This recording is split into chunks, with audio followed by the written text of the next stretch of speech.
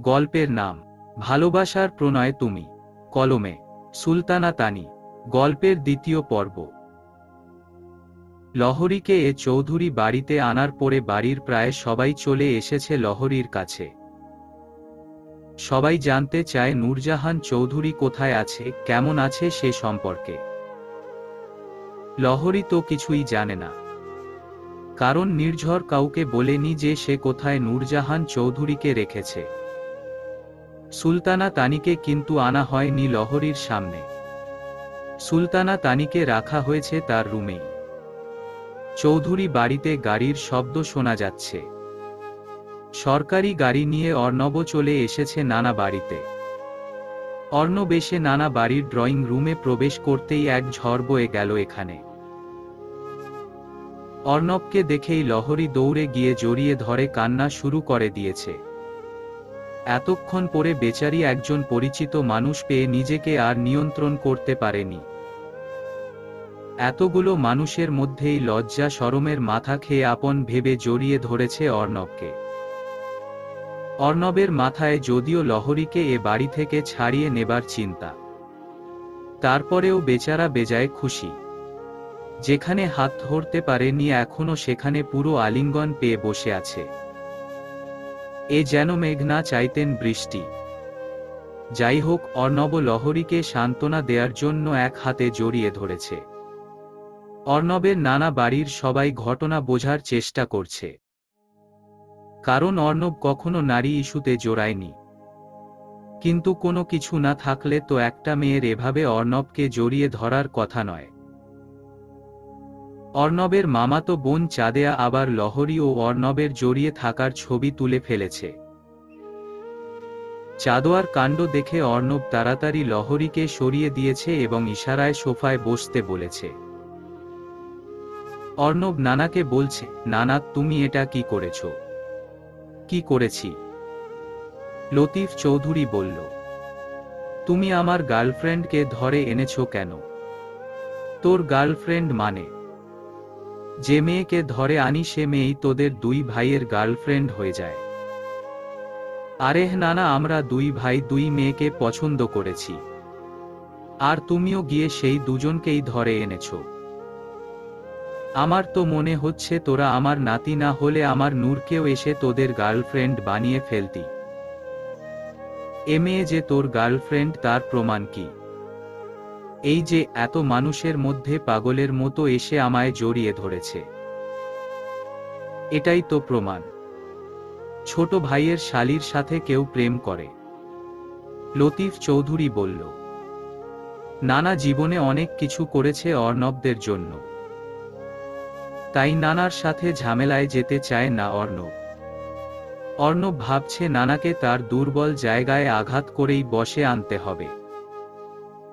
তাই একটু বুদ্ধি করে অর্ণব নানাকে বলছে, আমি তো ইচ্ছে করে প্রেম করিনি, তুমি প্রেম করিয়ে দিয়েছ নানা। মানে? আমি প্রেম করিয়ে দিয়েছি মানে?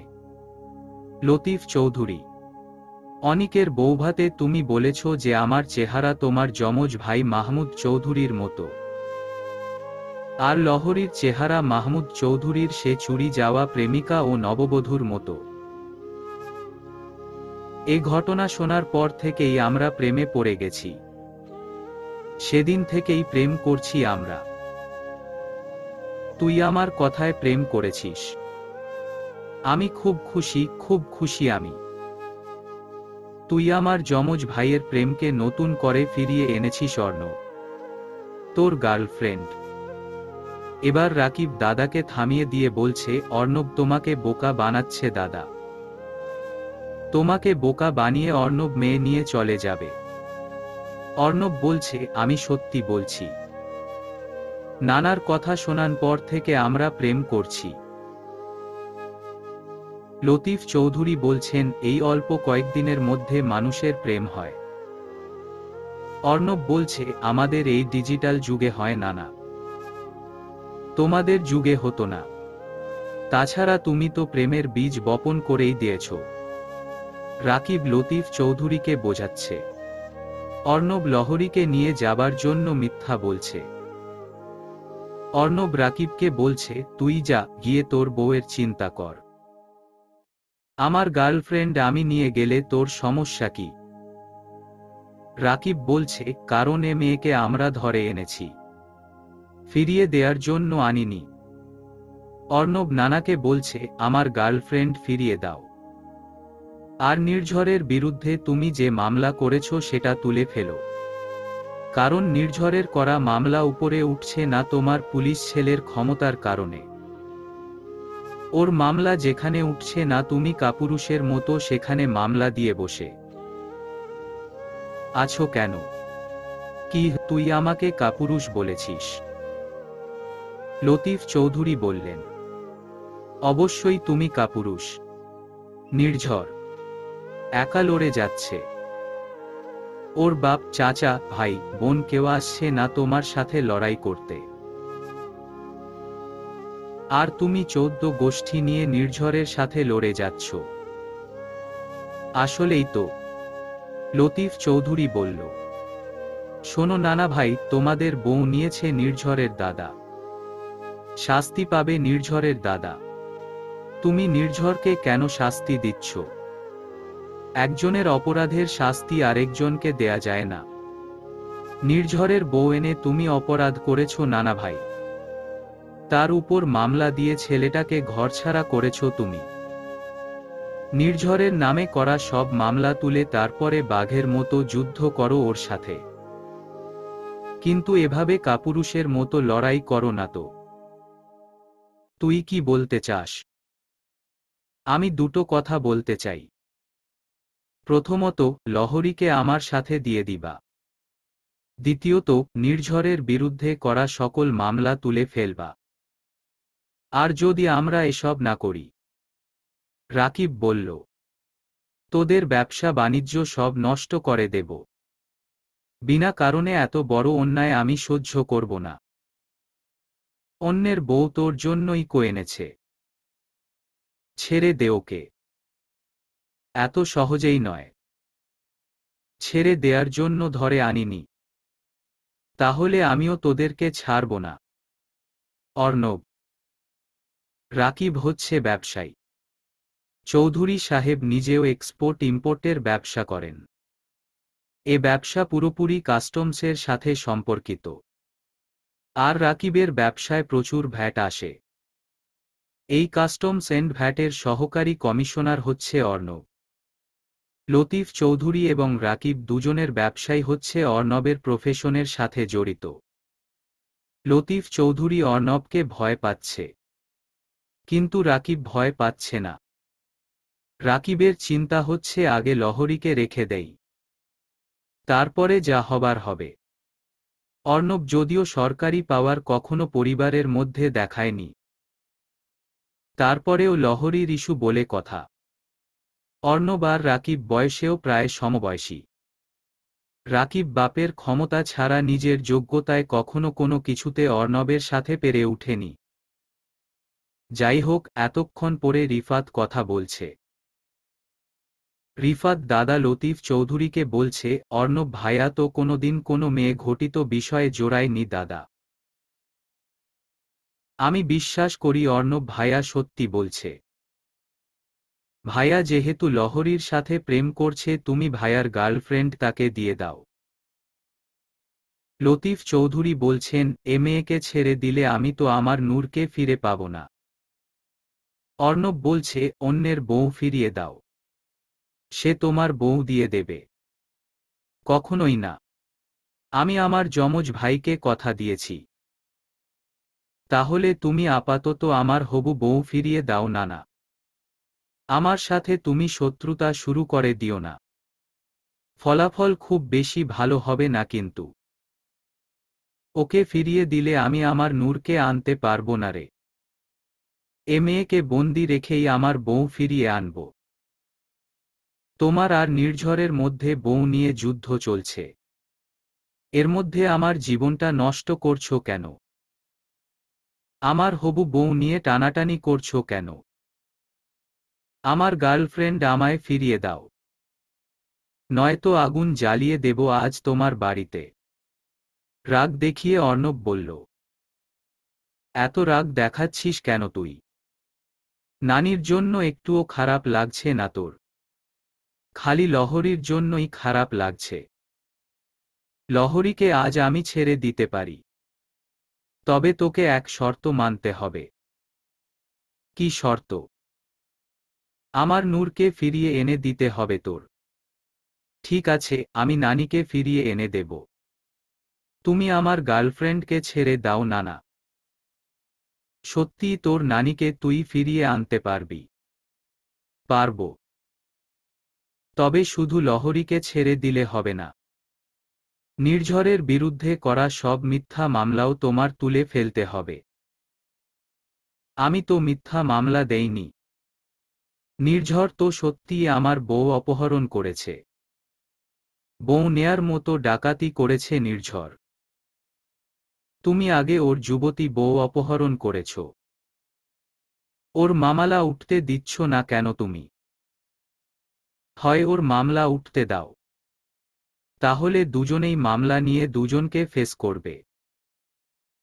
না হয় তোমার মামলা তুলে ফেলো, তাহলে দুজনেই মামলা ছাড়া দুজনকে ফেস করবে। তুমি বউ চুরি করে ওপেনে ঘুরে বেড়াচ্ছ আর নির্ঝর কেন গোপনে লুকিয়ে থাকবে? মামলা তুলে নির্ঝরকেও তোমার মতো ওপেনে থাকতে দাও। যদি এভাবে সমানে সমান থাকতে পারো তবেই তোমার বউ এনে দেব। ঠিক আছে, আমি মামলা তুলে ফেলব। আর তোর গার্লফ্রেন্ড নিয়ে যা। আজ নূর বাসায় থাকলে আমার মন ভালো থাকত। সেক্ষেত্রে আজ আমি নিজেই তোদের বিয়ে দিয়ে দিতাম। তবে তুই ওকে তাড়াতাড়ি বিয়ে করে ফেলিস। ওরা কিন্তু মিথ্যুকের বংশধর। পরে তোর সাথে বেইমানি করবে। মিথ্যুকের বংশ কেন বলছো নানা? শুনতে খারাপ লাগছে। ঠিক আছে, বিয়ে করে নেব। তবে এই যুদ্ধ শেষ হলে তারপরে বিয়ে করতে হবে। দাদা, আমি এটা সহ্য করব না। এ মেয়েকে আজ আমি যেতে দেব না। আমি নিজেই ওকে তুলে এনেছিলাম। রাকিব। লতিফ চৌধুরী রাকিবকে বলছে, বেয়াদব, তোর জন্য বউ এনে রেখেছি। তুই অন্যের বউয়ের দিকে নজর দিচ্ছিস কেন?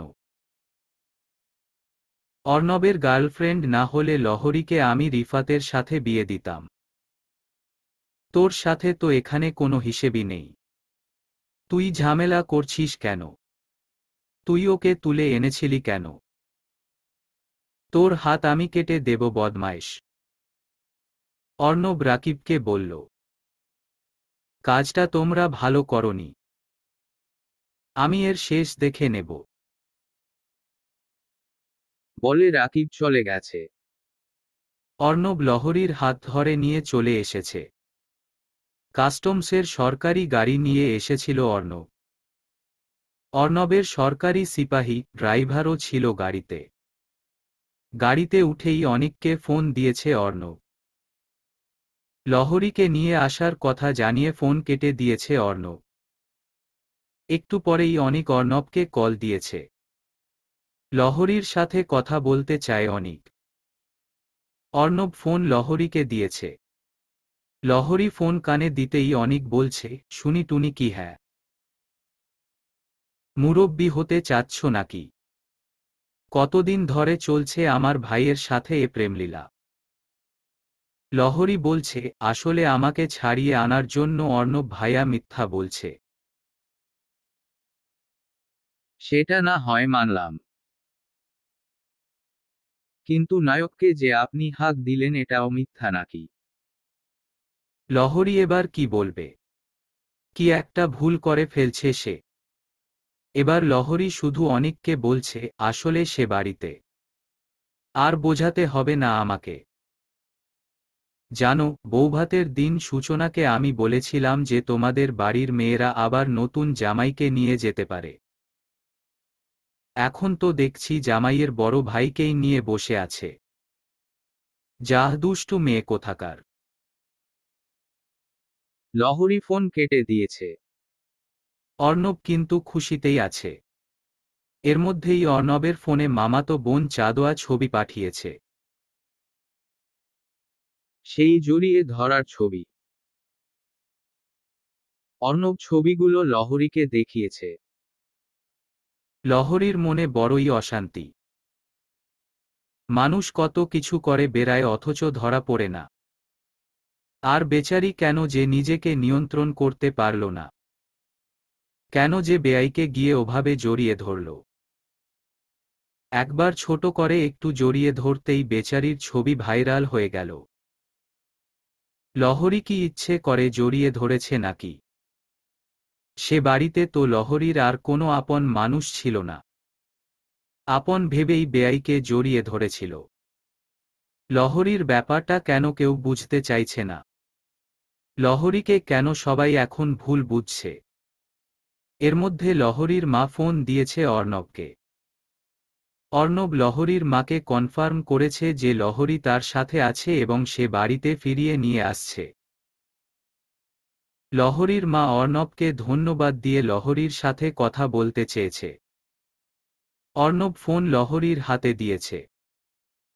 লহরী হ্যালো বলতেই মা বলতে শুরু করেছে, সূচনা কিছু ছবি পাঠিয়েছে তোর আর অর্ণবের।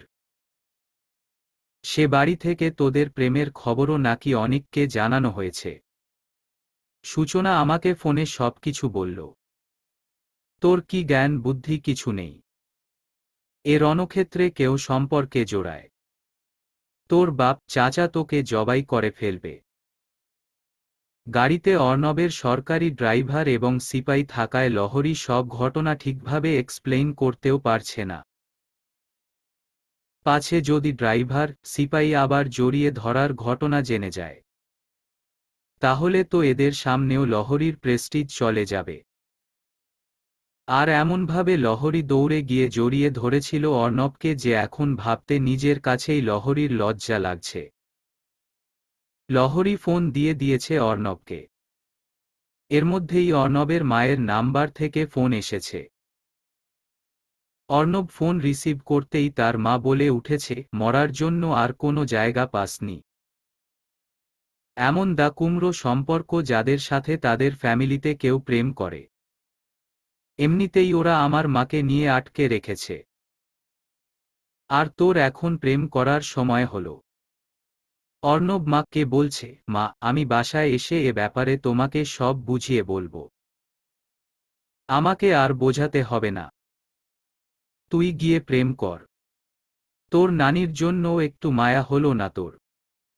কিভাবে প্রেম হয় ওদের সাথে? লহরী সবই বুঝতে পেরেছে যে তাকে নিয়েই আলোচনা হচ্ছে। লহরীর এখন আর কিছু ভালো লাগছে না। লহরী আর থাকতেও চায় না এখন অর্ণবের সাথে। লহরী চিৎকার দিয়ে বলছে, থামান, থামান, গাড়ি থামান। অর্ণব বলছে, কেন? আমি যাব না আপনার সাথে। লহরী, কেন যাবেন না? অর্ণব, কোন কিছুই না করেই বদনাম হয়ে গেছে আপনার সাথে। আর এভাবে একসাথে গাড়িতে গেলে না জানি কত বদনাম হয়ে যায়। বদনাম হয়ে ভালোই হয়েছে। এখন আর আমাকে মুখ খুলে পছন্দের কথা বলতে হবে না। আর এখন আমার সাথেই গাড়িতে যাবেন আপনি। আপনাকে বাসায় পৌঁছে দিয়ে চলে আসবো আমি। ৩-৪ ঘন্টার পথ আপনার সাথে আমি যাব না। প্রয়োজনে বাসে করে যাব। আপনার সাথে তো ফোনও নেই। এদিকে সন্ধ্যা হয়ে যাবে। বাসে যাওয়া লাগবে না আপনার। আমাকে নামিয়ে দিন বলছি। লহরী বলল, পথে একটা বিপদ হয়ে যাবে। আপনি প্লিজ গাড়ি থামাতে বলুন। আর আমায় কিছু টাকা ধার দিন। আমি বাসে করে চলে যাব। প্লিজ নামিয়ে দিন আমায়। লহরী বলল। অর্ণব লহরীকে নামিয়ে দিয়েছে। অর্ণব নিজেও নেমেছে গাড়ি থেকে। লহরী একটা রিকশা ডেকেছে বাস স্ট্যান্ডে যাওয়ার জন্য। অর্ণব লহরীর পাশে দাঁড়িয়েই দেখছে সবকিছু। লহরী রিকশাওয়ালাকে ডেকে বলছে, মামা যাবেন? জামু, কই যাইবেন মা? রিকশাওয়ালা বলল, আপনি কোথায় যাবেন মামা? লহরীর এমন প্রশ্নে রিকশাওয়ালা তো পুরোই অবাক। লহরীর পাশে দাঁড়ানো অর্ণব অবাক। অর্ণব এক টানে লহরীর হাত ধরে বলছে, রিকশাওয়ালা মামা কোথায় যাবে সেটা জানার দরকার নেই আপনার। আসুন, গাড়িতে আসুন। মাথা পুরোটাই গেছে আপনার। একদিকে উঠিয়ে নিয়ে আসার ধাক্কা, অন্যদিকে হঠাৎ প্রেমের বদনামের ধাক্কায় বেখেয়ালি লহরী আরও বেখেয়ালি হয়ে গেছে। লহরী ভাবছে সূচনা আপু প্রেম করে বিয়ে করে ফেলল। তেমন কোনো বদনাম হলো না। আর আজকে আমি একটা হাঁক দিয়েছি বলেই সূচনা আপুও সবাইকে বলে দিল। আজ বাড়ি ফিরলে আমার কি অবস্থা হবে? যাও একটু লুকিয়ে প্রেম করার শখ ছিল, সব আজ শেষ হয়ে গেল। বেয়াইকে তো লহরীর ভালোই লেগেছিল। মনে মনে বেয়াইয়ের প্রেমে হাবুডুবুও খেয়ে ফেলছিল লহরী। কিন্তু প্রেম মনে হয় লহরীর কপালে নেই। কপালকেই লহরীর এখন বলতে ইচ্ছে করে, যাহ পাজি, তোর জন্যই তো আমার প্রেম করার শখের 12টা বাজল। অর্ণবের মনও আজ অনেক কিছু বলতে চাইছে। কিন্তু সরকারি সিপাহী আর ড্রাইভার নিয়ে আসায় অর্ণবও কিছু বলতে পারছে না। অর্ণব তার মোবাইলের মেসেজ অপশনে কিছু একটা টাইপ করে লহরীকে দেখাচ্ছে। লহরী মোবাইল হাতে নিয়ে দেখল সেখানে লেখা, শুধু পাবলিকলি হাঁক দিতে জানলেই হবে না। অর্ণবকে প্রাইভেটলি হাঁক দিতেও শিখতে হবে আপনাকে। মাঝে মাঝে প্রাইভেটলি হাঁক দিয়ে দিয়েন ম্যাডাম ভোলাভালা। লহরীর এখন কি বলবে? কিছু বলতে না পারলেও লহরী বেশ লজ্জা পেয়েছে। অর্ণব হাসছে লহরীকে লজ্জা পেতে দেখে। কিছুদূর গাড়ি যাওয়ার পরে অর্ণব ড্রাইভারকে বলে গাড়ি থামিয়েছে। গাড়ি থামিয়েছে রাস্তার পাশের একটা বিলের ধারে। অর্ণব লহরীকে বলছে, নামুন। লহরী বলছে, এখানে কেন নামব? এই গোধূলি বেলায় আপনাকে ভালোবাসার কথা বলবো। আর সেই সাথে বলবো আমার জীবনের কথা। পশ্চিম আকাশে সূর্য ডুবি ডুবি করছে। গোধূলির রঙে রঙিন হয়েছে পৃথিবী। এ রং হয়তো ক্ষণিকের। খানিক বাদেই আধারে ঢেকে যাবে গোধূলির এ রং। কিন্তু আজ রং লেগেছে অর্ণবের মনে। এ রং হয়তো থেকে যাবে। এই পরন্ত বেলায় রাস্তার পাশেই বিলের ধারে বসে আছে অর্ণব ও লহরী। আজ লহরী আগে কথা শুরু করেছে। আমি কিন্তু আপনাকে ভালোবাসি না। আমাকে ওভাবে কিডন্যাপ করে আনায় আজ আপনার নানা বাড়িতে আমি ভয় পেয়ে গিয়েছিলাম। কিন্তু যখন আপনাকে দেখলাম তখন আর নিজেকে নিয়ন্ত্রণ করতে পারিনি। সাহায্যের আশায় আপনাকে জড়িয়ে ধরেছিলাম। এটাকে মোটেও ভালোবাসা ভাববেন না। আপনি একটু সাজিয়ে মিথ্যাও বলতে পারেন না। যদি ভালোই না বাসেন তবে ভালোবাসার বিষয়টা আপনার মাথায় এলো কেন? আপনি কি বলতে চান? লহরী, আমি শুনতে চাই। অর্ণব, কি? আপনার স্বীকারোক্তি। অর্ণব, কিসের স্বীকারোক্তি? লহরী, আমায় যে ভালোবাসেন সে স্বীকারোক্তি। অর্ণব, আমি কাউকে ভালোবাসি না। আপনি আমায় ভালোবাসেন। অর্ণব, কে বলেছে? লহরী, আমার মন বলেছে আপনি আমায় ভালোবাসেন। আপনার চোখ আর চোখের ভাষাও আমায় বলে দিয়েছে। অর্ণব, আমি এসব বুঝি না। লহরী, আপনাকে বুঝতে হবে। আর আজ আপনাকে বলতে হবে যে আপনি আমায় ভালোবাসেন। দেখুন, এমন যুদ্ধ যেখানে চলছে সেখানে ভালোবাসায় জড়িয়ে যাওয়াও পাপ। মনকে কিভাবে বুঝিয়ে রাখব? এ মন যে বড়ই অবাধ্য। অর্ণব, আচ্ছা, আপনার অবাধ্য মনের এতদিন কোনো পাত্রী পছন্দ হয়নি কেন?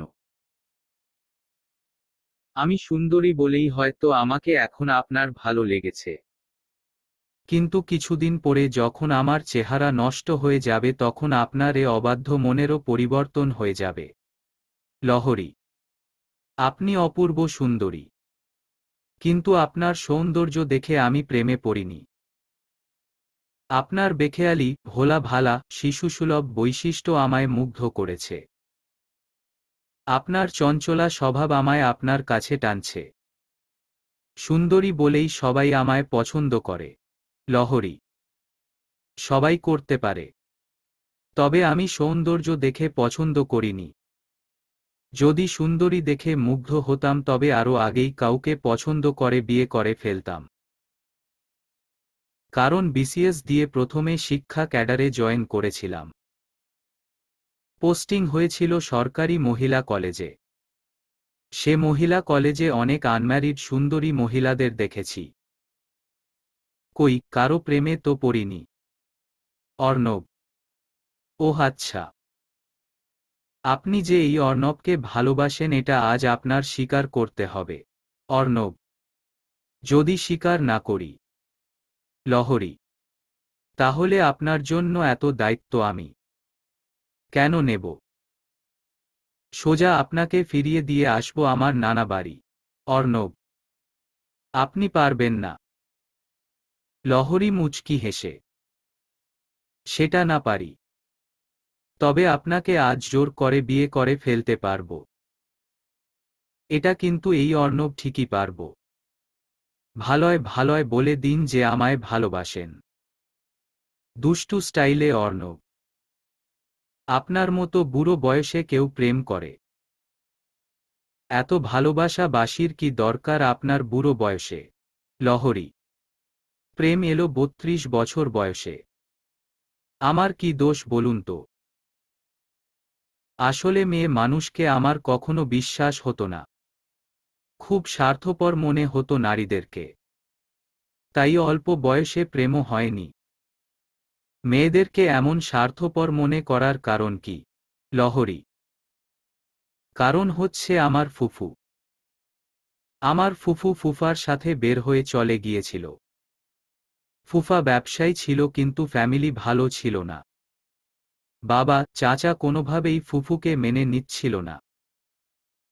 আমার মা আস্তে আস্তে বাবাকে ফুফুর ব্যাপারে নরম করে ফেলে। মায়ের চেষ্টায় ফুফুকে একসময় বাবা, চাচা মেনে নেয়। আমার দাদা আলাদা করে ৩ ছেলে মেয়েকে বাড়ি করার জন্য জমি দিয়ে যায়। চাচা এবং ফুফা দুজনেই ব্যবসা করে অনেক বড়লোক হয়ে যায়। আমার বাবা থাকেন এদের মধ্যে গরিব। চাকরি থেকে লোন, জিপিএফ এর টাকা, ডিপিএস ভাঙানো টাকা এবং মায়ের ভারী সোনা গয়না বিক্রি করে আমার সমাজসেবা অফিসার বাবা আমাদের দোতলা বাড়িটা করেন। বাড়িটা করার সময় আমি ক্লাস 9-এ পড়ি। আমার এসএসসি পরীক্ষার পরেই বাবার মৃত্যু হয়। কিন্তু আজব ব্যাপার হচ্ছে বাবার মৃত্যুর পরে চাচা, ফুফা এবং ফুফু আমাদের বাড়িটা দখল করতে চেয়েছিল। কতটা স্বার্থপর হলে মানুষ এমন হতে পারে?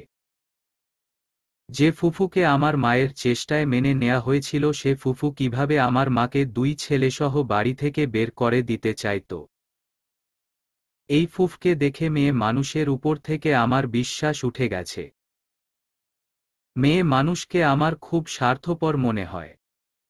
অর্ণব: তাই নাকি? হ্যাঁ।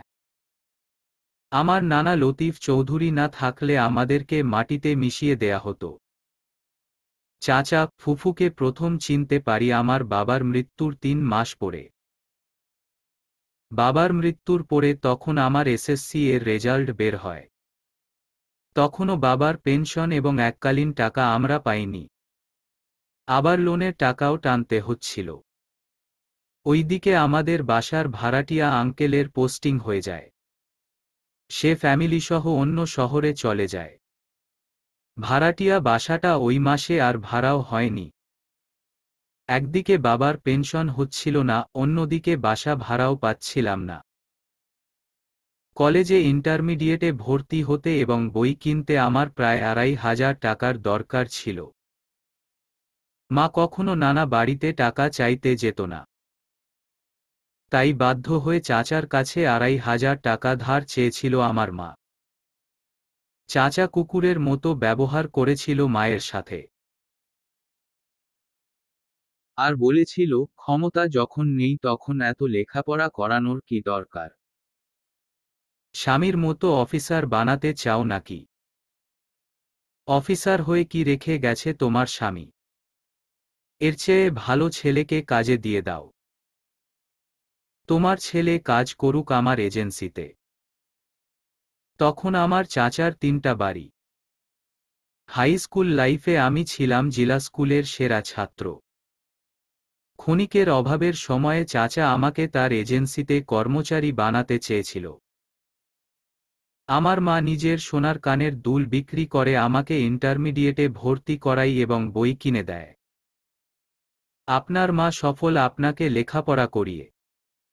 লহরী। এটা আল্লাহর রহমত। জানেন লহরী, আমার ভর্তির কিছুদিন পর থেকেই চাচা, ফুফু, ফুফার আমাদের বাড়িটা দখলের চিন্তা শুরু হয়। কয়েকদিন পরপরই মাস্তান ভাড়া করে নিয়ে আসতো আমাদেরকে বাড়ি থেকে বের করে দেয়ার জন্য। ওরা যখনই মাস্তান নিয়ে আসতো আমার নানা তখনই পাল্টা হুঙ্কার দিত।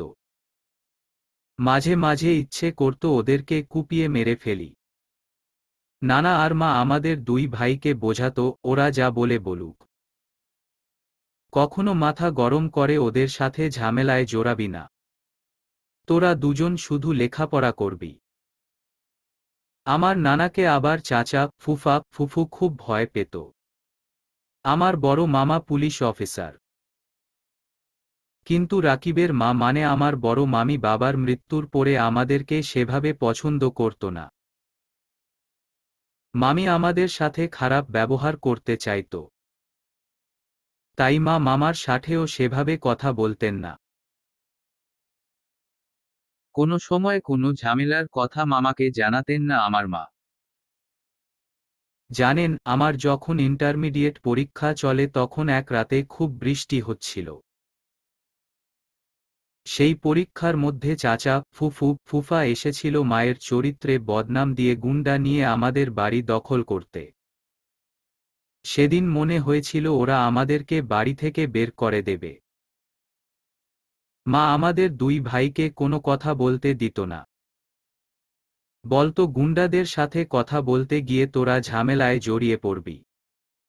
কিন্তু চাচা আর ফুফু মাকে গালি দিয়ে যাচ্ছিল। তখন মা আমার নানাকে ফোন দেয়। নানা সেদিন পুলিশ নিয়ে আসে। এসব ব্যাপারে মা আগে কখনো তার পুলিশ ভাইয়ের সাহায্য নেয়নি। সেদিন মায়ের চরিত্র নিয়ে বাজে কথা বলায় নানা আর সহ্য করছিল না। আমার চাচা, ফুফু আর ফুফা সেদিন সত্যিই ভয় পেয়ে যায়। কারণ নানা থানায় জিডি করেছিল। এরপরে আর কোনোদিন তারা আমাদের বাড়িতে ঝামেলা করতে আসেনি। কিন্তু পরীক্ষার সময়ে ঝামেলার কারণে আমার ইন্টারমিডিয়েট পরীক্ষার রেজাল্ট এসএসসি এর চেয়ে খারাপ হয়। আমি মেডিকেলে ইঞ্জিনিয়ারিং পরীক্ষা দিয়ে কোথাও চান্স পাই না। ভার্সিটিতে ভর্তি হই। লেখাপড়া করে আল্লাহর ইশারাতে আমি ৩ বার বিসিএস অফিসার হয়েছি। আর বর্তমানের ঘটনা শুনবেন। অর্ণব বলল। হ্যাঁ, বলুন। লহরী বলল। আমার চাচ, ফুফা দুজনই হচ্ছে সি&এফ এজেন্ট। এদের ব্যবসা বাণিজ্য কাস্টমসের উপর নির্ভরশীল। আর আমি হচ্ছি কাস্টমসের রেসিডেন্ট কমিশনার, মানে এসি। আমার এক ইশারায় এদের ব্যবসা বাণিজ্যের অনেক বড় ক্ষতি হয়ে যেতে পারে। নিয়তির কি নির্মম খেলা দেখেন। চাচা, ফুফা দুজনের ব্যবসাই আজ আমার ডিপার্টমেন্টের অধীনে। আমার সাথে একটু কথা বলার জন্য তাদের পারমিশন নিয়ে ঢুকতে হয়। ঘন্টার পর ঘন্টা বসে আমার জন্য অপেক্ষাও করেন চাচা, ফুফা। মজার ব্যাপার হচ্ছে আমার চাচা, ফুফা দুজনেরই বিবাহযোগ্যা মেয়ে আছে। দুজনেই আমার কাছে এখন তাদের মেয়ে বিয়ে দিতে চায়। ওদের বিশাল সম্পত্তি আমার নামে দিয়ে দিতে চায়। তারা আজ আসলে আমাকে কিনতে চায়। কারণ কোটি টাকা দিয়ে আমাকে ক্রয় করে আবার আমাকেই ব্যবহার করে তারা আরও বেশি অর্থের মালিক হতে চাইবে। তারা হয়তো অতীত ভুলে গেছে। কিন্তু আমি তো তাদের অতীতের ব্যবহার ভুলিনি। জানেন, দুনিয়ার লীলা খেলা বড় কঠিন। নয়তো সেদিনের সেই অসহায় অর্ণবের হাতে এসে আজ ওর চাচা ফুফা আটকা পড়ত না। একজনের মেয়েকে বিয়ে করে ফেলুন। রহস্যের সাথে লহরী বলল, একজনের মেয়েকেই বিয়ে করব। তবে চাচা ফুফুর মেয়েকে না। কার মেয়েকে বিয়ে করবেন? মুচকি হেসে আর চোখে জিজ্ঞেস করছে লহরী। আপনার বাবার ছোট মেয়েকে। মুখ টিপে উত্তর দিয়েছে অর্ণব। লহরী বেশ লজ্জা পেয়েছে। অর্ণব বেশ স্বাভাবিক। সাবলীলভাবেই অর্ণব জিজ্ঞেস করছে, বলুন, পাত্র পছন্দ হয়েছে কিনা? নাকি সুরে লহরী বলছে, সেটা আমার বাবা মা বলবে। উনাদের পছন্দের কথা উনারা বলবে। আপনি আপনার পছন্দের কথা বলুন। আমার বাবার ছোট মেয়েকে পছন্দ করে ভুল করেছেন আপনি। নিয়ম ভেঙে শত্রুর মেয়েকে পছন্দ করে বসে আছেন। আবার বিয়ের চিন্তাও করছেন। লহরী বলল, আসলে আমার বাবার মৃত্যুর পরে আত্মীয় স্বজনের দুর্ব্যবহার, চাচা ফুফুর অত্যাচার, লেখাপড়ার চাপ, জীবনে বড় হওয়ার টার্গেট সব মিলিয়ে আমার জীবন থেকে খুশি চলে গিয়েছিল। আমি একরোখা, বদমেজাজি আর রসকসহীন মানুষ হয়ে গিয়েছিলাম। আপনার এই ভোলাভালা, বেখেয়ালি স্বভাব আর চঞ্চলতা আমার জীবনে হঠাৎ খুশি এনে দিয়েছে। আপনাকে আমার অনেক পছন্দ হয়েছে লহরী। আপনাকে আমি বিয়ে করতে চাই। এবার বলুন আমায় কেমন লাগে আপনার। সেটা পরে বলবো। আগে অন্য কথা বলতে চাই। বলুন। প্রেমে কষ্ট পেয়ে আত্মহত্যা করেছে এমন মিথ্যে বদনাম যখন শায়েরি আপুর নামে হলো তখন থেকেই বাবা মা আমার প্রেম ভালোবাসার উপরে কঠোর নিষেধাজ্ঞা দিয়ে দিয়েছে। আমি আর প্রেম ভালোবাসার কথা কল্পনাও করতে পারিনি। আর সূচনা আপু তো শায়েরি আপুর মৃত্যুর আগে থেকেই অনিক ভাইয়ার সাথে প্রেম করে বসে আছে। সূচনা আপুকে আর কেউ ফেরাতে পারেনি। কিন্তু আমার জন্য সব নিষিদ্ধ হয়ে গেল। আর এখন আমি কাউকে পছন্দও করতে পারবো না। আপনাকেও না। বাবা মা যাকে পছন্দ করবে তাকেই মেনে নিতে হবে। লহরী বলল, আপনার সাপোর্ট আমার দরকার। তাই আমায় পছন্দ হয়েছে কিনা সেটা আপনাকে বলতে হবেই। পরে বলবো। লহরী বলল, তাহলে আমিও আজ সারা রাত আপনাকে গাড়িতে নিয়ে এদিক সেদিকে ঘুরব। সকালের পরে নিয়ে বাসায় দিয়ে আসব। আপনি বেশি চালাকি করছেন। লহরী বলল, ভালোবাসা পেতে হলে একটু চালাক হওয়া মন্দ না। যুদ্ধক্ষেত্রে ভালোবাসতে হয় না। লহরী বলল, ভালোবাসা দিয়েই যুদ্ধ জয় করে নিতে হয়। অর্ণব, তাই নাকি? লহরী, হুম। আমি জানি আপনি আমায় ভালোবাসেন। আমি শুধু আপনার মুখ থেকে শুনতে চাই। পরে বলবো। লহরী, ধরুন এখন আপনার বিয়ে। এখনই তো কবুল বলতে হবে। পরে বললে তো হবে না। ঠিক একইভাবে আমায় পছন্দ হয়েছে কিনা সেটা এখনই বলতে হবে। ইস, মামা বাড়ির আবদার। লহরী বলল, না, শ্বশুর বাড়ির আবদার। এবার বলুন আমি যা শুনতে চাই সেটা। আপনাকে একটু একটু পছন্দ হয়। লাজুকভাবে এটুকু বলেই মুচকি হেসে লহরী গাড়ির দিকে চলে যাচ্ছিল। অর্ণব হাত ধরে টেনে আবার বিলের ধারে বসিয়েছে। অর্ণব বলছে, এভাবে বললে তো হবে না। আজ ঠিকভাবে বলে যেতে হবে আমায় ভালোবাসেন কিনা। আপনি কতটা ভালোবাসেন আমায়। চাঁদ এসে যেমন রাতের আধার কেটে দেয়, আমার জীবনেও আপনি তেমনই চাঁদ হয়ে এসেছেন। অতীতের সব দুঃখ আমি ভুলে যাচ্ছি আপনাকে পেয়ে। অনেক ভালোবাসি আমি আপনাকে, আরও অনেক ভালোবাসতে চাই। সারা জীবন ভালোবাসতে চাই আপনাকে। লহরী মাথা নিচু করে চুপ হয়ে আছে। অর্ণবের কথা যেন লহরীর হৃদয়ে গিয়ে লাগছে। সবকিছু যেন আজ এলোমেলো লাগছে লহরীর। লহরী যেন হারিয়ে যাচ্ছে ভালোবাসার এক অজানা আবেশে। আজ নিজেকে নিয়ন্ত্রণ করে অর্ণবকে যে কি বলবে সেটাই ভাবছে লহরী। অর্ণব আবার বলছে, কি হলো? বলুন, আমায় ভালোবাসেন কিনা? যদি ভালো না বাসেন তবে জীবনে আর কখনো আপনার সামনে আসব না। অভিমানের সুরে অর্ণব বলল। এটা কি ঠিক হচ্ছে? লহরী বলল, ঠিক হচ্ছে। আমি উত্তরটা জানতে চাই। হ্যাঁ অথবা না। লহরী কিছুই বলছে না। অর্ণবকে ভালো লাগে লহরীর। কিন্তু যে ক্ষণ, যে লগ্নে ভালোবাসা আসতে চাইছে এ লগন ঠিক আছে কিনা সেটাই ভাবছে লহরী। এ ভালোবাসার কি পরিণতি হবে সেটাও ভাবছে লহরী। এ ভালোবাসা পরিবার মেনে নেবে কিনা সেই চিন্তায়ও হচ্ছে লহরীর। অর্ণব আবার তাড়া দিচ্ছে। কি হলো? বলুন। ইয়ে স্বর্ণ। লহরী ভাবছে এ অর্ণবকে যে আমি কিভাবে ফেরাই। আমারও যে ভালো লাগে এ পুরুষকে। তবে আজ আমিও কিছু বলে দিতে চাই। এসব ভেবেই কাঁপা কাঁপা গলায় লহরী বলল, এস।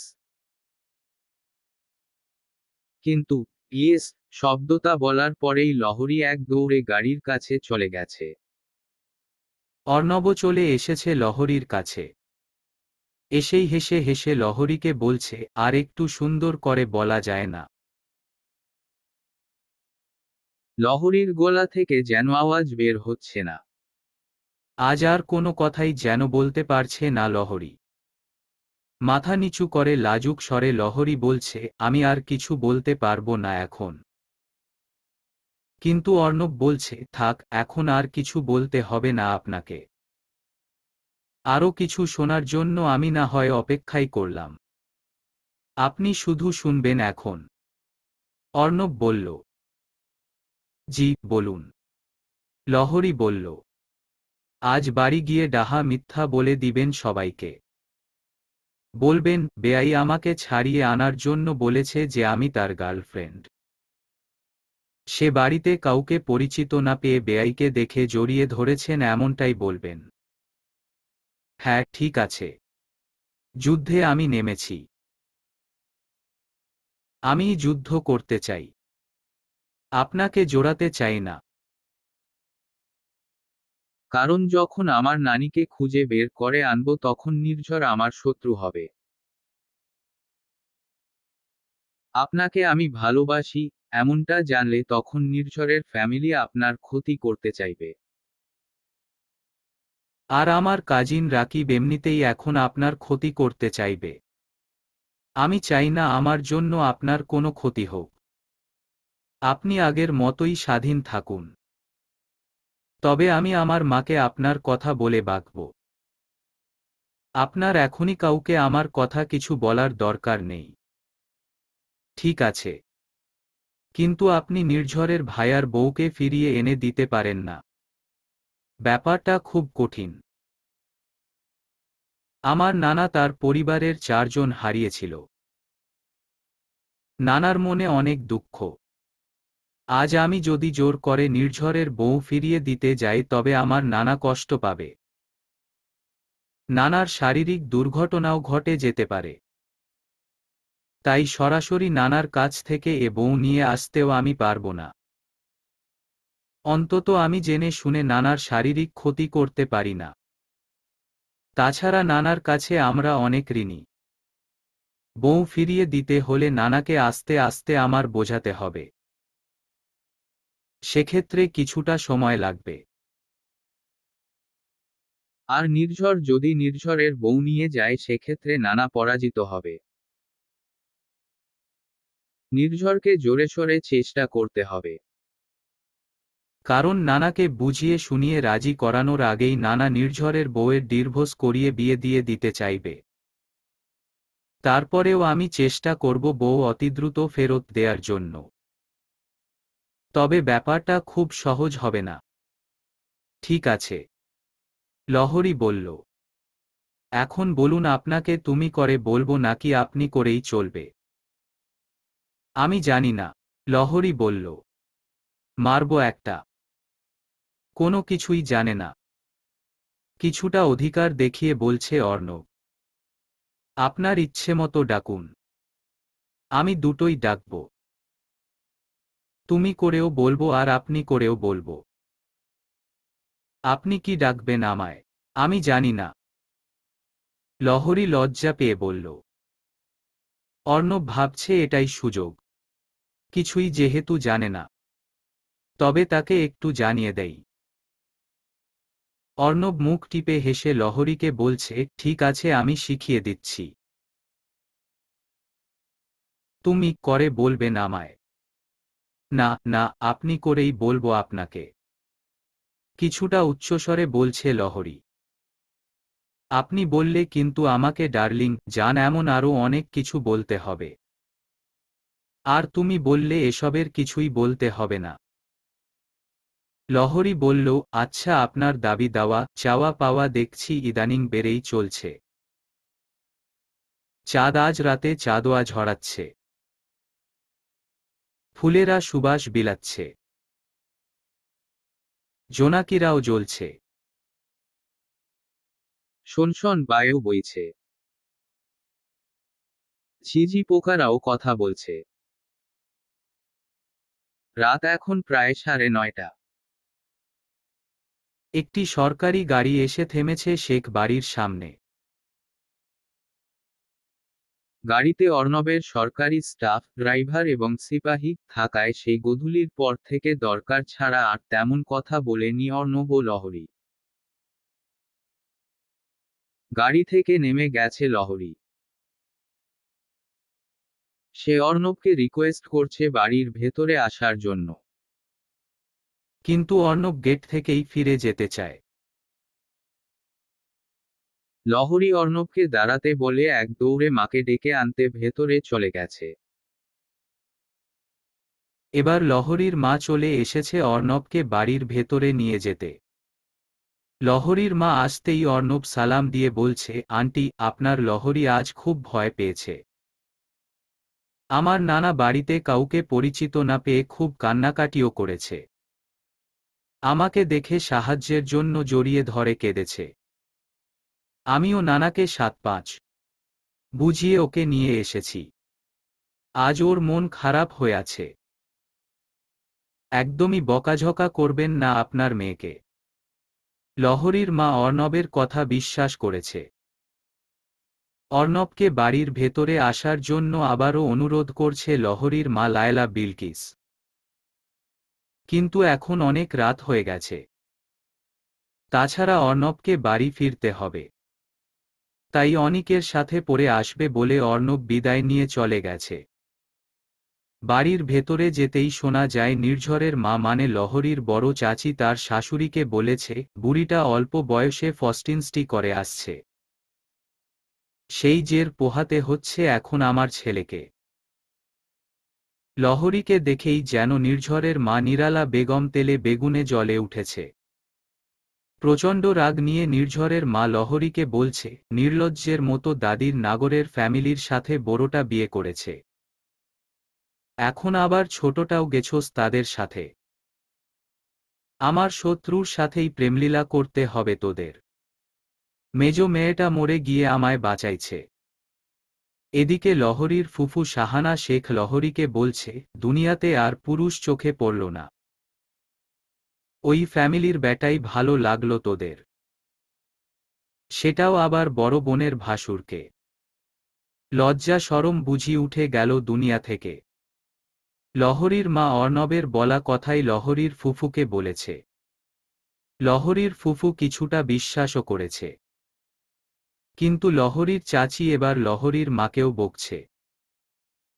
লহরীর চাচি বলছে, তুমি তো লাই দিয়ে মেয়েকে মাথায় তুলেছ। তোমার লাই পেয়ে এই মেয়েগুলোর এই অবস্থা। ওদের তো আবার রক্তের দোষ। দাদি কাঁচা বয়সে একটা কাহিনী করে বসেছিল। সেই ঝামেলা এখন আমার ছেলের উপর দিয়ে যাচ্ছে। লহরীর ফুফু শেখ শাহানা বড় ভাবিকে বলছে, আমার মাকে দোষ দিয়েন না তো ভাবি। দোষ যদি লহরী করে থাকে তবে লহরীকেই বকেন, আমার মাকে এর মধ্যে টানবেন না। লহরীর দাদি মমতা বেগম সারাদিন কেঁদেছে লহরীর জন্য। কিডন্যাপের ঘটনার পর থেকে কিছুই খায়নি সে। লহরীর মা শাশুড়ি মমতা বেগমের জন্য খাবার বেড়ে নিয়ে এসেছেন। প্লেটে খাবার তুলে দিচ্ছেন শাশুড়িকে। লহরীর ফুফু বলছে, একদিনে তো আর প্রেম হয় না। যদি ওই ছেলেকে পছন্দও করে থাকিস তবে ভুলে যাইস। আমাদের সাথে শত্রুতা তো আছেই। তারপর আবার তোর বড় বোনের ভাসুর। এমন ছেলের সাথে প্রেমের দরকার কি? এদিকে নিজে না খেয়ে প্রথমেই লহরীর মুখে লোকমা দিয়ে খাবার তুলে দিচ্ছে দাদি। লহরী দাদির হাতের খাবার খাচ্ছে আর ফুফুকে গালি দিচ্ছে। এই ফুপি, এই তুমি তো আপন চাচাতো ভাইয়ের সাথে প্রেম করে বিয়ে করেছ। এই কারণে এই বাড়ি তোমার বাপের বাড়ি। আবার এই বাড়ি তোমার শ্বশুর বাড়ি। বাড়ির চাচাতো ভাইয়ের সাথে প্রেম করার সময় তোমার দোষ হয় নাই। মনে মনে লহরী এসব বলছে তার ফুফুকে। এদিকে ফুফাতো বোন সৌরি এসে লহরীর মাথায় টোকা দিয়ে বলছে, কিরে, প্রেমে পড়ছিস নাকি? প্রেম করে জড়িয়ে ধরার জন্য আর কাউকে খুঁজে পেলি না? একদম বেয়াইকেই জড়িয়ে ধরতে হলো। কি এমন দেখলি বেয়াইয়ের মাঝে? লহরীর এবার মেজাজ চরম গরম হয়ে গেছে। লহরী চেঁচিয়ে সৌরিকে বলে দিয়েছে, তোর মতো তো ছেলেদের কোলে উঠে বসে থাকি না। তুই তো সুখিন ভাইয়ার কোলে উঠে বসে থাকিস। লহরীর রাগ দেখে সৌরি চলে গেছে মান সম্মান নিয়ে। রাত গভীর হচ্ছে এখন। পৃথিবী ঘুমিয়ে পড়েছে। নীরবতা বিরাজ করছে পুরো শহর জুড়ে। এই নীরবতার মাঝেই অর্ণব ফিরেছে বাড়ি। বাড়ি ফিরে কলিং বেল দিতেই অনিক এসে দরজা খুলে মুচকি হাসি দিয়ে চলে গেছে। এ হাসির অর্থ অন্য কিছু। এ হাসি বড়ই দুষ্ট হাসি। অর্ণবের প্রেস্টিজ তো পুরোপুরি শেষ। অর্ণব ফ্রেশ হতে যাচ্ছিল, কিন্তু তার আগেই মা মাহমুদা পারভিন এসে বলল, বুড়ো বয়সে ভীমরতি। এই ৩২ বছর বয়সে এসে তোর কি হলো রে? ছোট ভাইয়ের শালির সাথে? ছি ছি, সেটাও আবার একরকম শত্রুর মেয়ে। তোর নানির কথা মনে পড়ে না? এমন দিনে কেমনে প্রেম এলো তোর? আর মেয়েটাই বা কেমন বড় বোনের ভাসুরের সাথে? অর্ণব আর ফ্রেশ হতে যেতে পারেনি। বসে পড়েছে মায়ের পাশেই। মায়ের পাশে বসে অর্ণব বলছে, মেয়েটার কোনো দোষ নেই মা। লহরী বয়সে আমার চেয়ে অনেক ছোট। অনিকের বিয়ের দিনই ওকে আমার পছন্দ হয়েছিল। আমি ওকে ইমপ্রেসড করেছি মা। আমি ওকে বিয়ে করতে চাই। তোর নানিকে নিয়ে যে আটকে রেখেছে সেটা মনে আছে তোর? আমি তো ভাবছিলাম প্রেম করে বেড়াচ্ছিস। এখন তো দেখছি এই যুদ্ধের মধ্যে আবার বিয়ে করতেও চাচ্ছিস। আমার মান সম্মান আর নষ্ট করিস না রে বাপ। নানিকে আমি ফিরিয়ে আনবো মা। এই ঝামেলার মধ্যে আমি বিয়েও করতে চাই না। তাছাড়া লহরীর অনার্স শেষ হতে আরও 1 বছর বাকি। আশা করি এই 1 বছরে সব ঠিক হয়ে যাবে। এরপরেই আমি ওকে বিয়ে করব। অর্ণব বলল, সারা জীবন বিয়ের কথা বলছি। তখন বলেছিস বিয়ে হচ্ছে ঝামেলা। মেয়ে মানুষ খুব স্বার্থপর। আর এখন ছোট ভাইয়ের শালিকে তোর বিয়ে করতে ইচ্ছে করছে। থাক, তোর যা ভালো মনে হয় সেটাই কর। তবে আমার ইজ্জতের কথা একটু মাথায় রাখিস বাপ। ঠিক আছে। তবে একটা অনুরোধ ছিল তোমার কাছে মা। হুম, বলো। আমার আর লহরীর ব্যাপারটা নানা বাড়িতে যেভাবে জানে সেভাবেই জানুক। তবে আর কাউকে বলার দরকার নেই। আর অনিক এবং সূচনার কাছেও আমি ঘটনা অস্বীকার করব। কারণ আমাদের ঘটনা জানলে সবাই লহরীকে ঝামেলায় ফেলে দেবে। তাছাড়া এই যুদ্ধে কেউ লহরীকে ঢাল হিসেবে ব্যবহার করুক, আমি সেটাও চাই না। ঠিক আছে, আমি কাউকে কিছু বলবো না। দুদিনের মধ্যেই নির্ঝরের বিরুদ্ধে দায়ের করা সকল মামলা তুলে ফেলা হয়েছে। নির্ঝর এখন মুক্ত। বাড়িতেই থাকে সে। বাড়িতে থাকলেও পুরনো নম্বর আর মোবাইল ফোন ব্যবহার করছে না নির্ঝর। নির্ঝরের ভয় লতিফ চৌধুরীর পুলিশ অফিসার ছেলে তার নম্বর ট্র্যাক করে সকল ভবিষ্যৎ প্ল্যান জেনে যেতে পারে। তাই বন্ধুদের মোবাইল ফোন এবং নম্বর ব্যবহার করছে নির্ঝর। বাবা মা দুজনও নির্ঝরের সাথে ফোনে কথা বলে না। বাড়িতে ফিরলেই ছেলের সাথে কথা বলে তারা। তাদের নিজেদের নম্বর থেকেও নির্ঝর ইস্যুতে কারো সাথে কথা বলে না তারা। তাদের নম্বর থেকেও সব তথ্য ফাঁস হয়ে যাবার ভয় আছে। নির্ঝর মাঝে মাঝে কোথায় গিয়ে যেন লতিফ চৌধুরীর স্ত্রীর খোঁজ খবর নিয়ে আসে। আজ আবার নির্ঝর এসেছে লতিফ চৌধুরীর স্ত্রী নূরজাহান চৌধুরীর সাথে দেখা করতে। নির্ঝর এসেই নূরজাহান চৌধুরীকে জিজ্ঞেস করছে, এখন কেমন আছেন দাদি? ভালো কেমনে থাকব? স্বামীর চিন্তাই তো বাঁচি না। নূরজাহান: আমিও বউয়ের চিন্তায় বাঁচি না। আপনার স্বামীকে বলুন আমার বউকে ছেড়ে দিতে। আমিও আপনাকে ছেড়ে দেব। নির্ঝর: এই ব্যাপারে আমার কাছে একটা বুদ্ধি আছে। নূরজাহান: কি বুদ্ধি দাদি? নির্ঝর: তুমি তো দেখতে খুব সুন্দর আছো। মেয়ের অভাব হইব না তোমার জীবনে। ওই বউয়ের আশায় না থেকে আরেকটা বিয়ে করে ফেললেই পারো। নূরজাহান: আপনের স্বামীর অনেক তেজ আছে, গায়ে শক্তিও আছে ভালোই। ভাবছি আপনার স্বামীকে আরেকটা বিয়ে করিয়ে দেব। কি কইলা তুমি? আমার স্বামীরে বিয়া করাইতে চাও? তোমার সাহস তো কম না। নূরজাহান: আরেকজনের স্বামীরে বিয়ার বুদ্ধি দিতে শরম করে নাই।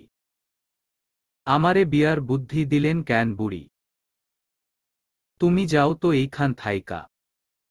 আসছে আমার স্বামীর সোহাগ কায়রা নিতে। তোমার শরম করল না আমার স্বামীর সোহাগ আরেকজনেরে দেওনের কথা কইতে? নিজের স্বামীর সোহাগ তো ভালো বোঝেন। আমার বউয়ের সোহাগ আরেকজনেরে দিতে চান কেন?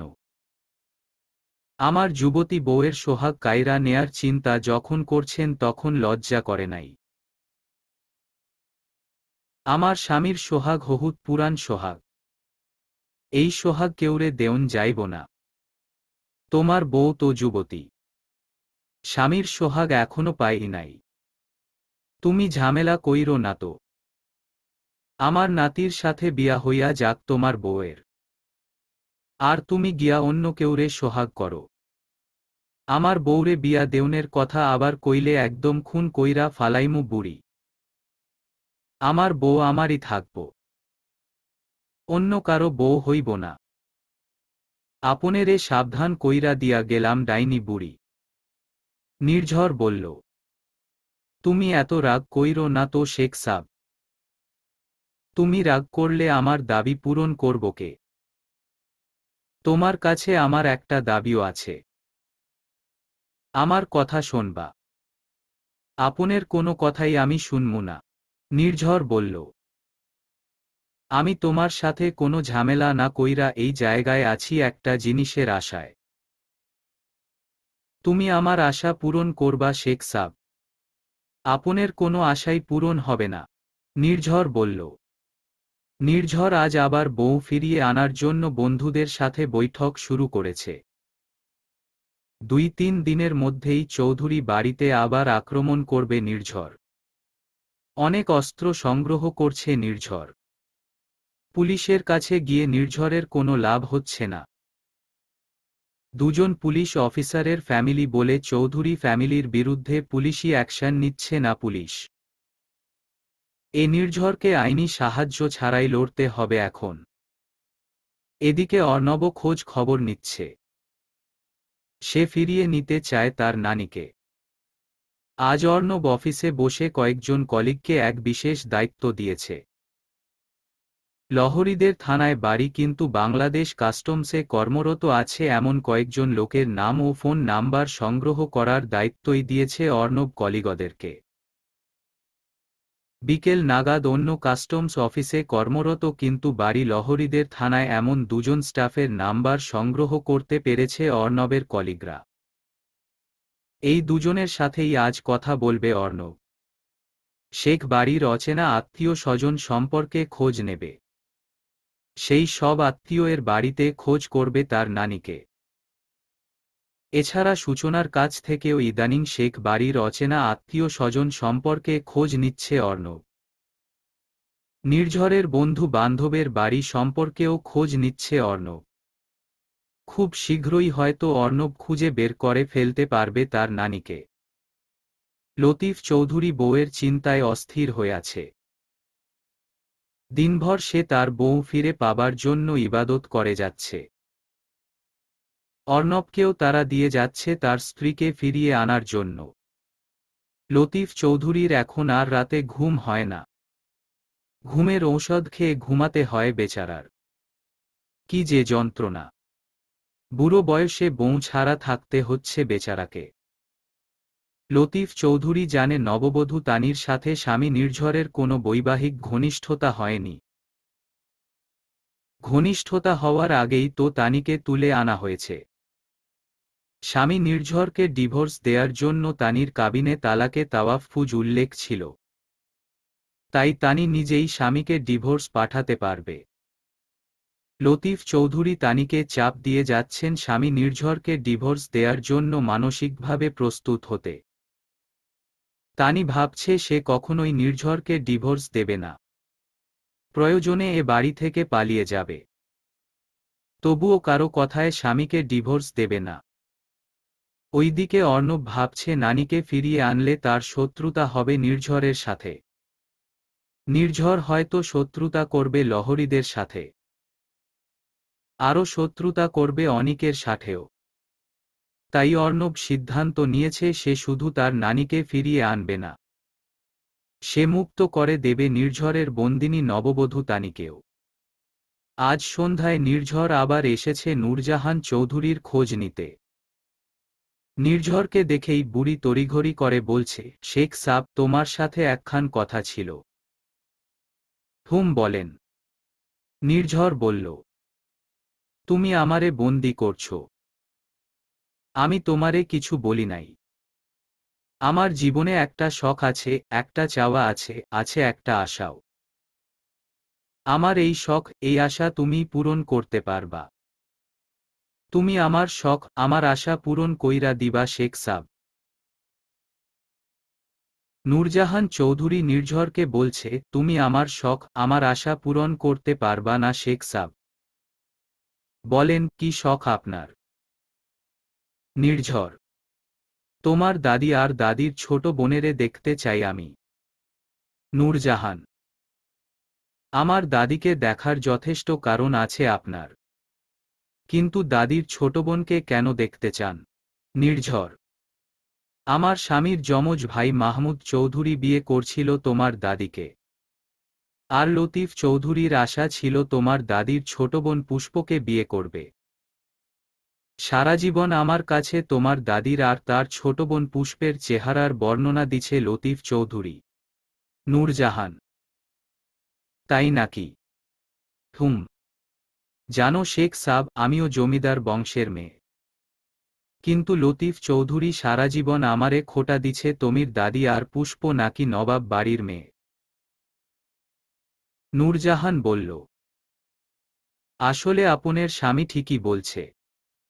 আমার দাদির বংশ নবাব ইদ্রিল খাঁর বংশ। ব্রিটিশরা পরবর্তীতে নবাব ইদ্রিল খাঁর বংশকে চৌধুরী বংশ উপাধি দিয়েছিল। আমার দাদির বাপের বাড়ি এখন নবাব বাড়ি, জমিদার বাড়ি, চৌধুরী বাড়ি, মিয়া বাড়ি এই 4 নামেই পরিচিত। আমারে দেখাইবা তোমার দাদিরে আর পুষ্প চৌধুরীকে। চলেন, এই সন্ধ্যা বেলাই সুযোগ। আপনেরে এখনই নিয়া যাইমু। আমার দাদি আমাদের বাড়িতেই আছে। আর দাদির বোন পুষ্প দাদি এখন আমাদের পার্শ্ববর্তী থানায় উনার বাবার বাড়িতে আছেন। পুষ্প দাদিও আমার দাদির মতোই বিধবা। উনার একমাত্র ছেলে লন্ডনে থাকায় উনি বেশিরভাগ সময় বাবার বাড়িতেই থাকেন। এই সন্ধ্যায় নির্ঝর নূরজাহান চৌধুরীকে নিয়ে নিজ বাড়ির উদ্দেশ্যে রওনা দেয়। কিছুক্ষণ পরে বাড়ির গেটের সামনে এসে ওপাশ থেকেই নির্ঝর লহরীকে ডাক দেয়, লহরী, লহরী, একটু এদিকে আয় তো। লহরী এক দৌড়ে গেটের সামনে গিয়ে নির্ঝরকে জিজ্ঞেস করে, ডাকছো কেন ভাইয়া? আর তোমার সাথে এই ভদ্রমহিলাকে? এটা সূচনার নানি শাশুড়ি। যা, মেহমানকে বাড়ির ভিতরে নিয়া যা। তুমি আবার কই যাও ভাইয়া? আমি পাশের থানায় পুষ্প দাদিরে আনতে যাইতাছি। তুই এই মেহমানরে আমার দাদির কাছে নিয়া যাইস। নির্ঝর মোটরসাইকেল নিয়ে চলে গেছে। লহরী নূরজাহান চৌধুরীকে নিয়ে বাড়ির ভিতরে আসছিল। নূরজাহান চৌধুরী লাইটের অল্প আলোতে লহরীর আপাদমস্তক খেয়াল করছিল। হঠাৎ লহরীকে উনি প্রশ্ন করেন, আমি বন্দী হওয়ার পরে লতিফ চৌধুরী নাকি এই বাড়ি থেকে এক মেয়েকে তুলে নিয়েছিল। নির্ঝরের কাছে আমি এই ঘটনা শুনছি। মেয়ের নামটা মনে হয় লহরীই ছিল। তুমি কি সেই মেয়ে নাকি? জি, আমাকেই কিডন্যাপ করেছিল। লহরী বলল। তোমাকে ছেড়ে দিল কেন লতিফ চৌধুরী? এমন সুন্দরী মেয়ে কেউ ছেড়ে দেয়? নূরজাহান বলল। লহরী চুপ করে আছে। কি বলবে বুঝতে পারছে না। এর মধ্যে বুড়ি আবার কথা শুরু করেছে, জানো, আমার কয়েকজন আনম্যারিড নাতি আছে। তোমারে একজনের জন্য রেখে দেয়া উচিত ছিল চৌধুরী সাবের। লহরী এসব কথার কিছুই উত্তর দেয়নি। শুধু নিচের দিকে তাকিয়ে মুচকি হাসি দিয়েছে। নূরজাহান চৌধুরীকে নিয়ে আসা হয়েছে লহরীর দাদির কাছে। পরিচয় পর্ব এবং হাই হ্যালো শেষে নূরজাহান চৌধুরী লহরীর দাদি মমতা বেগম চৌধুরীকে জিজ্ঞেস করছে, আপনেরে নিয়া এত ঘটনা হইছে। এসব ঘটনায় আপনি কোন স্বামীরে দোষ দেন? প্রথম স্বামী মাহমুদ চৌধুরী নাকি দ্বিতীয় স্বামী শেখ সাহেবেরে দোষী মনে হয় আপনের কাছে? কোনো স্বামীকেই আমার দোষী মনে হয় না। লহরীর দাদি বলল। এইটা কেমন কথা বললেন? নূরজাহান বলল। দোষ যদি কারো হয়ে থাকে সেটা আমার ভাগ্যের দোষ। আর তারপরে যদি কারো দোষ হয় সেটা পালকির বেহারাদের দোষ। ওরাই আমাকে শেখ বাড়ির গেটের মধ্যে এনে পালকিসহ রেখে গিয়েছিল। আপনি তো নবাব বাড়ির মেয়ে। আপনার বাবার বাড়ির লোকেরা আপনাকে শেখ বাড়ি থেকে উদ্ধারের চেষ্টা করে নাই? না। অভিমানের সুরে বলল। নবাব বাড়ির লোকেরা নিজ বংশের মেয়ের সাথে এটা কিভাবে পারল? আমার বাবা নবাবজাদা আব্দুস সাত্তার চৌধুরী ছিলেন ব্রিটিশ আর্মি অফিসার। আমার বাবা অল্প বয়সে মারা গিয়েছিলেন। বাবার মৃত্যুতে আমার মা যখন বিধবা হয় তখন মায়ের বয়স ছিল মাত্র ২৬ বছর। আমি ছিলাম ভাই বোনদের মধ্যে সবার বড়। আমার পরে বোন পুষ্প ছিল। আর ২ ভাই একদম ছোট ছিল। আমার আপন কোনো চাচা ছিল না, আর ছিল না কোনো ফুফুও। একমাত্র সন্তান মানে আমার বাবার মৃত্যুর শোকে ১ বছর পরেই আমার দাদা নবাব আব্দুল গনি চৌধুরী মারা যান। দাদার মৃত্যুর সময় আমার মায়ের বয়স ছিল ২৭ বছর। আমার দাদার মৃত্যুর পরেই আমাদের নবাব বাড়িতে শুরু হয় নতুন খেলা। আমার মা অপূর্ব সুন্দরী থাকায় আমার নবাব বংশের কয়েকজন চাচা মাকে বিয়ে করতে চায়। কিন্তু ৪ সন্তান নিয়ে মা আবার বিয়েতে রাজি হয় না। এই কারণে আমার বংশের চাচাদের সাথে মায়ের শত্রুতা হয়। যখন আমার বিয়ে হয় তখন আমার মায়ের বয়স ছিল ৩২ বছর আর আমার বয়স ছিল ১৬.৫ বছর। আমার বিয়ের বয়সেও আমাদের নবাব বংশের চাচারা মাকে বিয়ে করতে চাইত। আমাকে এই শেখ বাড়িতে রেখে দেয়ার পরে আমার শ্বশুর শেখ সাহেবে আমার বংশের চাচাদেরকে খবর দিয়েছিলেন। আমার মায়ের উপর ক্ষোভ থেকে আমাদের নবাব বংশের চাচারা আমার এ ব্যাপারে কোনো দায়িত্ব নেয়নি। অনেকটা দায়সারাভাবে আমার শ্বশুর শেখ সাহেবকে তারা বলে গিয়েছিল, আপনার যা খুশি তাই করেন। আপনি এ বউ রেখেও দিতে পারেন, আবার ওর স্বামীর বাড়িতে দিয়েও দিতে পারেন। আমার জন্য পার্শ্ববর্তী থানার জমিদার বাড়ি মানে এই শেখ বাড়ির সাথে তারা কোনো ঝামেলায় যেতে চায়নি। এমনই ছিল আমার বংশের চাচাদের অবস্থা। আপনার স্বামী শেখ সাবে আপনেরে ভালোবাসত? নূরজাহান বলল, হ্যাঁ, ভালোবাসত।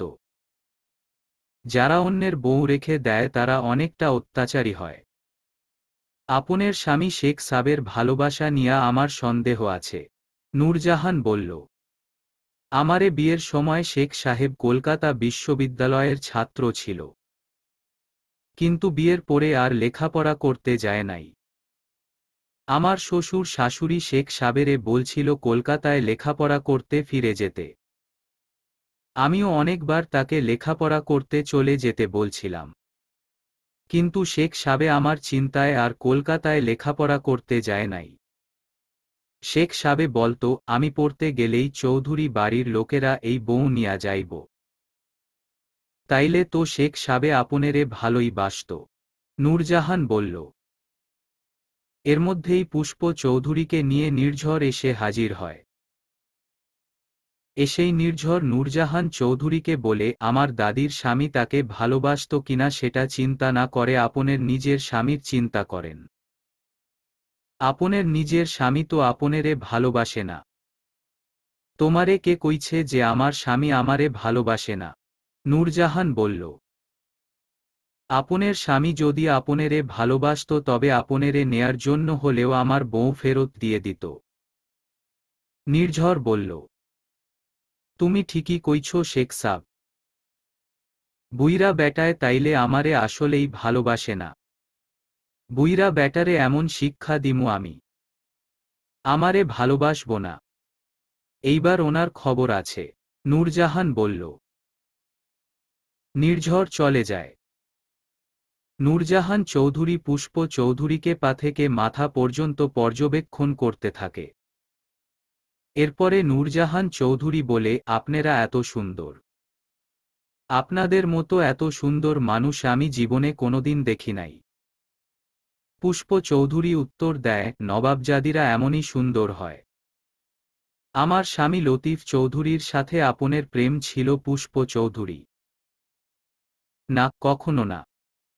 আপনাকে পছন্দ করত লতিফ চৌধুরী? নূরজাহান বলল। পুষ্প চৌধুরী লাজুক হেসে বলে, সম্ভবত পছন্দ করত। নূরজাহান চৌধুরী বলে, লতিফ চৌধুরীর আশা ছিল যমজ ভাই মাহমুদ চৌধুরীর বিয়ের কিছুদিন পরেই আপনাকে বিয়ে করবে। কিন্তু দুর্ভাগ্য ছিল উনার। মাহমুদ চৌধুরীর বউ চুরি হওয়ার পরে আপনাদের ফ্যামিলির সাথে সম্পর্ক নষ্ট হয়ে গিয়েছিল। পুষ্প চৌধুরী বলে, বেগম আপার বিয়ের সময় আমার বয়স ছিল মাত্র 14 বছর। এত কিছু বুঝতাম না আমি। বেগম আপার বিয়ে মানে? বুঝলাম না। আপনি হয়তো জানেন প্রত্যেকটা নবাব বাড়ির কিছু রেওয়াজ থাকে। তখনকার দিনে আমাদের নবাব বাড়ির রেওয়াজ অনুসারে প্রত্যেক জেনারেশনের প্রথম মেয়েকে বেগম এবং প্রথম ছেলেকে নবাব উপাধি দেয়া হতো। আমার এই বড় বোন মমতা বেগম চৌধুরী আমাদের জেনারেশনের বড় মেয়ে হওয়ায় বেগম নামে পরিচিত ছিল। আপার পরের জেনারেশন থেকে আর কাউকে বেগম উপাধি দেয়া হয় নাই। আপাই হচ্ছেন আমাদের বংশের শেষ বেগম উপাধি পাওয়া মেয়ে। ওহ আচ্ছা, এই বেগমের সাথেও বংশের লোকেরা এমন করতে পারল? হ্যাঁ, পেরেছে। স্বার্থের কারণে মানুষ সব পারে। এই শেখ বংশের লোকেরা জমিদার ছিল। পাশের জেলায় আপনার শ্বশুর বাড়ি চৌধুরী বাড়িও জমিদার বাড়ি ছিল। কিন্তু এই এলাকায় সবচেয়ে বড় কুলীন ছিল আমাদের নবাব ইদ্রিল খাঁর বাড়ির লোকেরা। আমার বাবা নবাবজাদা আব্দুস সাত্তার চৌধুরী জীবিত থাকলে আমার বেগম আপাকে নিয়ে এত ঘটনা হতো না। এবার নূরজাহান চৌধুরী নির্ঝরের দাদি মমতা বেগম চৌধুরীকে জিজ্ঞেস করছে, আপনার নাতির বউয়ের ইস্যুতে আপনি কোন পক্ষে? আমার নাতি নির্ঝরের পক্ষে। নির্ঝরের দাদি: আপনি এই ব্যাপারে কি সিদ্ধান্ত চান? নূরজাহান: আমি আমার নাতবউ ফেরত চাই। নির্ঝরের দাদি বলল। সে রাতে দাদিদের সাথে সাক্ষাৎ করানো শেষে নির্ঝর নূরজাহান চৌধুরীকে আবার গোপন জায়গায় রেখে আসে। কিন্তু অর্ণবের স্পাইয়েরা নির্ঝরকে ফলো করে। তারা জেনে যায় নূরজাহান চৌধুরীকে রাখার গোপন স্থান সম্পর্কে। সিদ্ধান্ত হয় পরবর্তী রাতেই অর্ণব আসবে এবং সে নানিকে মুক্ত করে নিয়ে যাবে। আর পরবর্তী রাতেই চৌধুরী বাড়ি থেকে মুক্ত করে দেবে নববধূ তানিকেও। অর্ণব আর অনেক রাতেই এ ব্যাপারে সিদ্ধান্ত নেয়। সিদ্ধান্ত হয় চৌধুরী বাড়ি থেকে সুলতানা তানিকে মুক্ত করে অনেক কেতুপুর রেল স্টেশনে দিয়ে আসবে। সেখান থেকে নির্ঝরকে বউ নিতে হবে। আর অর্ণব যাবে নানিকে উদ্ধার করতে। অর্ণব অনেককে দায়িত্ব দিয়েছে চৌধুরী বাড়ি থেকে নববধূকে উদ্ধারের দায়িত্ব। ভাইয়ের বউ উদ্ধারে সূচনাও অনিকের সাথে যাবে চৌধুরী বাড়িতে। পরদিন সকালে অনিককে দায়িত্ব দেয়া হয় নির্ঝরকে এখনই জানিয়ে দিতে যে আজ রাতে কেতুপুর রেল স্টেশনে তার বউ নিতে আসার জন্য। কিন্তু বর্তমানে ট্র্যাকিংয়ের ভয়ে নির্ঝর এখন আর তার নিজস্ব ফোন নাম্বার ব্যবহার করে না। আর বর্তমানে ব্যবহৃত বন্ধুদের নাম্বারও নির্ঝর কাউকে দেয়নি। তাই অনিক সরাসরি নির্ঝরের সাথে যোগাযোগ করতে পারে না। নির্ঝরের বাবা মায়ের সাথেও পরিকল্পনার কথা অনিক ফোনে জানাতে পারে না। কারণ নির্ঝরের বাবা মায়ের নম্বরও চৌধুরী বাড়ির পুলিশ অফিসাররা ট্র্যাক করাতে পারে। সেক্ষেত্রে প্ল্যান ফাঁস হয়ে যেতে পারে। অনিক প্ল্যান জানাতে কল দেয় নিজের শাশুড়ি সূচনার মাকে। অনিক শুধু চৌধুরী বাড়ি থেকে নববধূকে মুক্ত করার ব্যাপারে কথা বলবে। কিন্তু নিজের নানিকে যে অর্ণব মুক্ত করবে সেই প্ল্যান কাউকে জানাবে না। কারণ সেক্ষেত্রে নির্ঝর বাধা দিতে পারে। অনিক তার শাশুড়িকে কল দিয়ে নির্ঝরের বউ ফেরত দেয়ার ব্যাপারে কথা বলতে শুরু করে। এর মধ্যেই অনিকের মোবাইলের ব্যালেন্স শেষ হয়ে যায়। অনিক অর্ণবের রুমে গিয়ে অর্ণবের নাম্বার থেকে শাশুড়িকে কল দেয়। অনিকের শাশুড়ি কল কেটে গেছে বলে নির্ঝরের মায়ের সাথে তৎক্ষণাৎ কথা বলতে মোবাইল রেখে কিছুটা দূরে চলে যায়। ওইদিকে কিডন্যাপের দিন লহরীকে গাড়িতে উঠানোর সময় লহরীর ফোন হাত থেকে রাস্তায় পড়ে গিয়েছিল। রাস্তা থেকে সে ফোন হয়তো কোনো পথচারী নিয়ে গিয়েছিল। সেই ঘটনার পরে লহরীর এখনো ফোন কেনা হয়নি। লহরীর বাবা বলেছে ক্লাস শুরু হলে ভার্সিটিতে ফেরার সময় আবার ফোন কিনে দেবে। অর্ণব জানে লহরীর এখন ফোন নেই। তাছাড়া লহরী বাড়িতে থাকা অবস্থায় ধরা খেয়ে যাবার ভয়ে অর্ণব লহরী কথা না বলারও সিদ্ধান্ত নিয়েছিল সেদিন। অর্ণব লহরীকে তার ভিজিটিং কার্ড দিয়ে গিয়েছিল যেন রাজশাহী ভার্সিটিতে ফিরে গিয়ে অর্ণবকে ফোনে নক দিতে পারে লহরী। ভিজিটিং কার্ড থেকে অর্ণবের ফোন নম্বর মুখস্থ করে ফেলেছিল লহরী। আজ তার মায়ের নাম্বারে অর্ণবের নাম্বার থেকে ফোন আসতে দেখে লহরী খুব উত্তেজিত হয়ে যায়। অর্ণবের নাম্বার থেকে আসা ফোন রিসিভ করে কিছুটা নাকি সুরে লাজুকভাবে আদুরি কণ্ঠে লহরী বলে উঠে, হ্যালো। ওইদিকে অনিক একইভাবে নাকি সুরে রসিকতার সাথে ওপাশ থেকে বলে উঠে, বলো। এমন কথায় লহরী লজ্জা পেয়ে যায়। বেখেয়ালি লহরী দ্বিধায় পড়ে গিয়ে বলে উঠে, আপনি? এটা তো। জি, আমি আপনার দুলাভাই। বেয়াইকে চেয়েছিলেন নাকি শ্যালিকা ম্যাডাম? অনিক: অর্ণব দূর থেকে অনিকের কথা খেয়াল করে এবং বুঝতে পারে যে লহরী তার সাথে কথা বলতে চায়। অনিক এরপরে তার শাশুড়ির সাথে কথা বলে আজ রাতে নববধূকে যে ফিরিয়ে দেয়া হবে এ ব্যাপারে নির্ঝরকে জানানোর দায়িত্ব দেয় তার শাশুড়িকে। কথা শেষ করে অনিক ফোন রেখে অর্ণবের রুম থেকে চলে যায়। অনিক চলে যাওয়ার পরে অর্ণব রুমের দরজা লাগিয়ে দেয়। এরপরে ফোন দেয় লহরীর মায়ের নম্বরে। এবারও লহরী ফোন রিসিভ করে, কিন্তু ফোন রিসিভ করে এবার আর লহরী উত্তেজিত হয় না। অনিকের কল ভেবে স্বাভাবিকভাবেই ফোন রিসিভ করে লহরী বলে, হ্যালো অনিক ভাইয়া। কিন্তু ওপাশ থেকে লহরীর বেশ প্রিয় একটি কণ্ঠ ভেসে আসে, অর্ণব বলছিলাম। লহরী উত্তেজনার সাথে বেশ খুশি হয়ে বলে উঠে, ওহ আপনি খুব মিস করছিলেন আমায় বেআইন সাহেবা। না মানে লহরী বলল, স্বীকার করছেন না কেন ম্যাডাম? আপনি কিন্তু আমায় ঠকাচ্ছেন। অর্ণব বলল, কি রকম ঠকাচ্ছি? লহরী বলল, এই যে আমায় শুধু ইয়েস বলেছেন, একবার আই লাভ ইউ পর্যন্ত বলেননি। এসব আবার বলতে হয় নাকি? লহরী, অবশ্যই বলতে হবে। আই লাভ ইউ না বললে হয় নাকি? দিন তো আই লাভ ইউ বলে আমার পাওনা মিটিয়ে দিন। লহরী চঞ্চলা, বেখেয়ালি হলেও কিছুটা লাজুক স্বভাবের। লহরী অনেকটা লাজুকভাবেই বলছে, আপনি কিন্তু একটু বেশি দুষ্ট। আমি যে কি করি আপনাকে নিয়ে? কি করবেন মানে? এই অর্ণব নামক সায়রে ঢেউয়ের রানী হয়ে লহরী হয়ে দুলবেন, আর আমায় শুধু প্রেমের দোলায় দোলাবেন। সকাল হয়েছে অনেক আগেই। সোনালি রোদে ঝলমল করছে চারদিক। মানুষের ব্যস্ততাও শুরু হয়ে গেছে। শাশুড়ির সাথে কথা শেষ করার পরে অনিক চলে গিয়েছিল। অর্ণব লহরীও কথা শুরু করেছিল, কিন্তু বাবা সামনে চলে আসায় লহরী ভয়ে ফোন রেখে দিয়েছে। লহরীর মা লায়লা বিলকিস গিয়েছে বড় যা নির্ঝরের মায়ের কাছে। লহরীর মা লায়লা বিলকিস নির্ঝরের মা নিরালা বেগমকে বলছে, ভাবি আজ রাতে চৌধুরী বাড়ির ওখানকার কেতুপুর রেল স্টেশনে অনিক তানিকে নিয়ে আসবে। নির্ঝরকে বউ আনার জন্য রেল স্টেশনে উপস্থিত থাকতে বলবেন। নিরালা বেগম কিছুটা ব্যঙ্গাত্মক সুরে ছোট যা লহরীর মাকে বলছেন, তোমার মেয়েজামাইর এতই যদি আমার ছেলের বউ ফেরত দেয়ার শখ থাকে তবে বউ এই শেখ বাড়িতেই দিয়া যাইতে বইল। আগামীকাল সকালে অনিকের কলেজ আছে। তাছাড়া অন্যের বউ এত রাতে অনিকের নিয়া আসা ঠিক হইব না।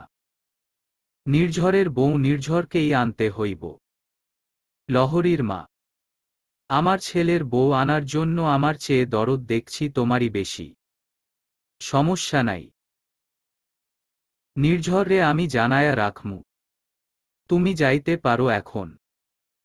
নির্ঝরের মা, নির্ঝর তখন বাড়িতে ছিল না। খুব সকালে উঠেই বের হয়ে গেছে নির্ঝর। তাই লহরীর মায়ের সাথে নির্ঝরের দেখা হয়নি বলেই নির্ঝরের মাকে বলতে হয়েছে। ওইদিকে লহরীর মা অনিকের বউ মুক্ত করার প্ল্যানের কথা কারো সাথে শেয়ার করেনি। দুপুরে নির্ঝর বাড়িতে খেতে আসে। লহরীর মা তখন ওয়াশরুমে গোসলে ঢুকেছিল। নির্ঝরের আওয়াজ শুনে লহরীর মা ওয়াশরুম থেকে নির্ঝরের মাকে ডাক দেয়। লহরীর মা নির্ঝরের মাকে আবার স্মরণ করিয়ে দেয় বউ আনতে যাওয়ার ঘটনা নির্ঝরকে ভালোভাবে বুঝিয়ে বলার জন্য। নির্ঝরের মা লহরীর মাকে এসব চিন্তা না করে নিজের গোসলে মনোযোগ দিতে বলে। লহরীর মা গোসল সেরে বের হয়ে দেখে নির্ঝর খেয়ে চলে গেছে। সন্ধ্যায় অনিক নিজের স্ত্রী সূচনা এবং মা মাহমুদা পারভিনকে নিয়ে নানা বাড়ি চৌধুরী বাড়িতে বেড়াতে যায়। এ চৌধুরী বাড়িতেই একদিন কিডন্যাপ করে আনা হয়েছিল সূচনাকে। তাই হয়তো তড়িঘড়ি করে বিয়ে হয়েছে অনিক সূচনার। বিয়ের পরে আজই প্রথম চৌধুরী বাড়িতে এসেছে অনিক।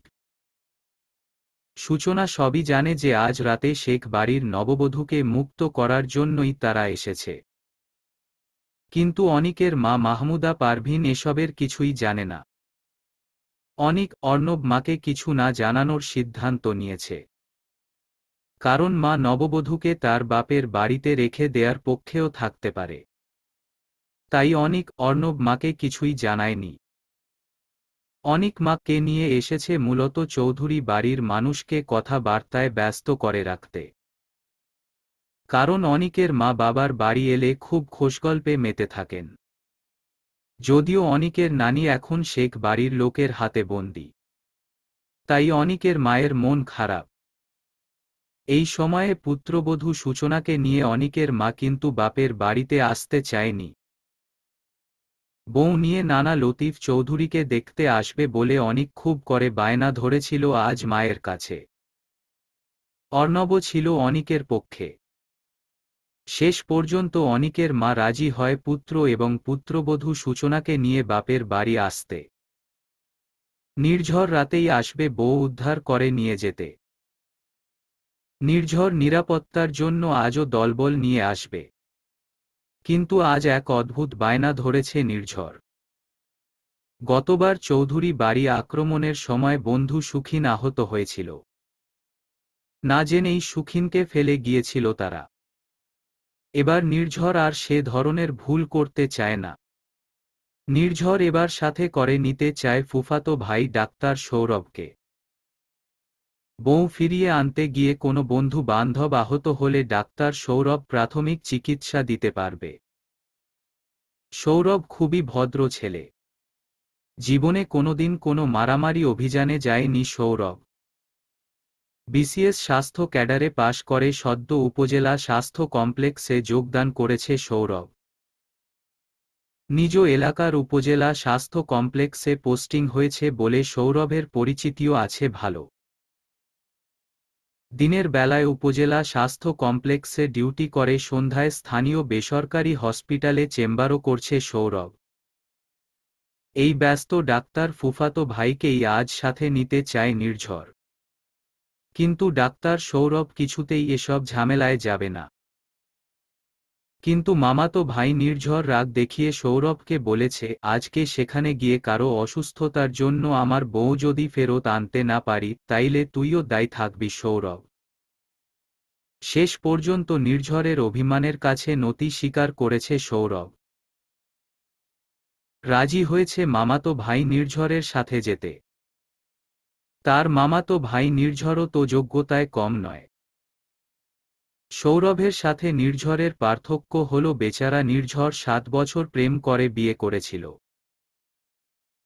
আর সৌরভ তেমন কোনো প্রেমের ঝামেলায় জড়ায়নি। ওইদিকে তানির সাথে প্রথম 2 বছর প্রেম করেছিল নির্ঝর দেশে থেকেই।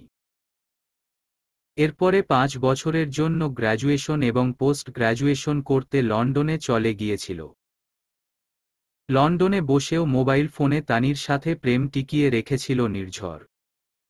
দূরে থাকলেও তাদের প্রেমের কোনো অবনতি হয়নি। 5 বছর লন্ডনে থাকা অবস্থায় মাত্র 2 বারই কিছুদিনের জন্য দেশে এসেছিল নির্ঝর। তখন আবার তানির সাথে নিত্য দেখা করে প্রেম সাগরে নিজেকে ভাসিয়ে রেখেছিল নির্ঝর। নির্ঝরের মামা হচ্ছেন একটি বেসরকারি ব্যাংকের চেয়ারম্যান। লন্ডন থেকে লেখাপড়া কমপ্লিট করে এসে মামার বেসরকারি ব্যাংকেই চাকরি নিয়েছিল নির্ঝর। হাজার নারীর চোখের ঘুম কেড়ে নেয়ার মতো সুদর্শন পুরুষ এই নির্ঝর। কিন্তু নির্ঝরের ঘুম কেড়ে নিয়েছিল একজন।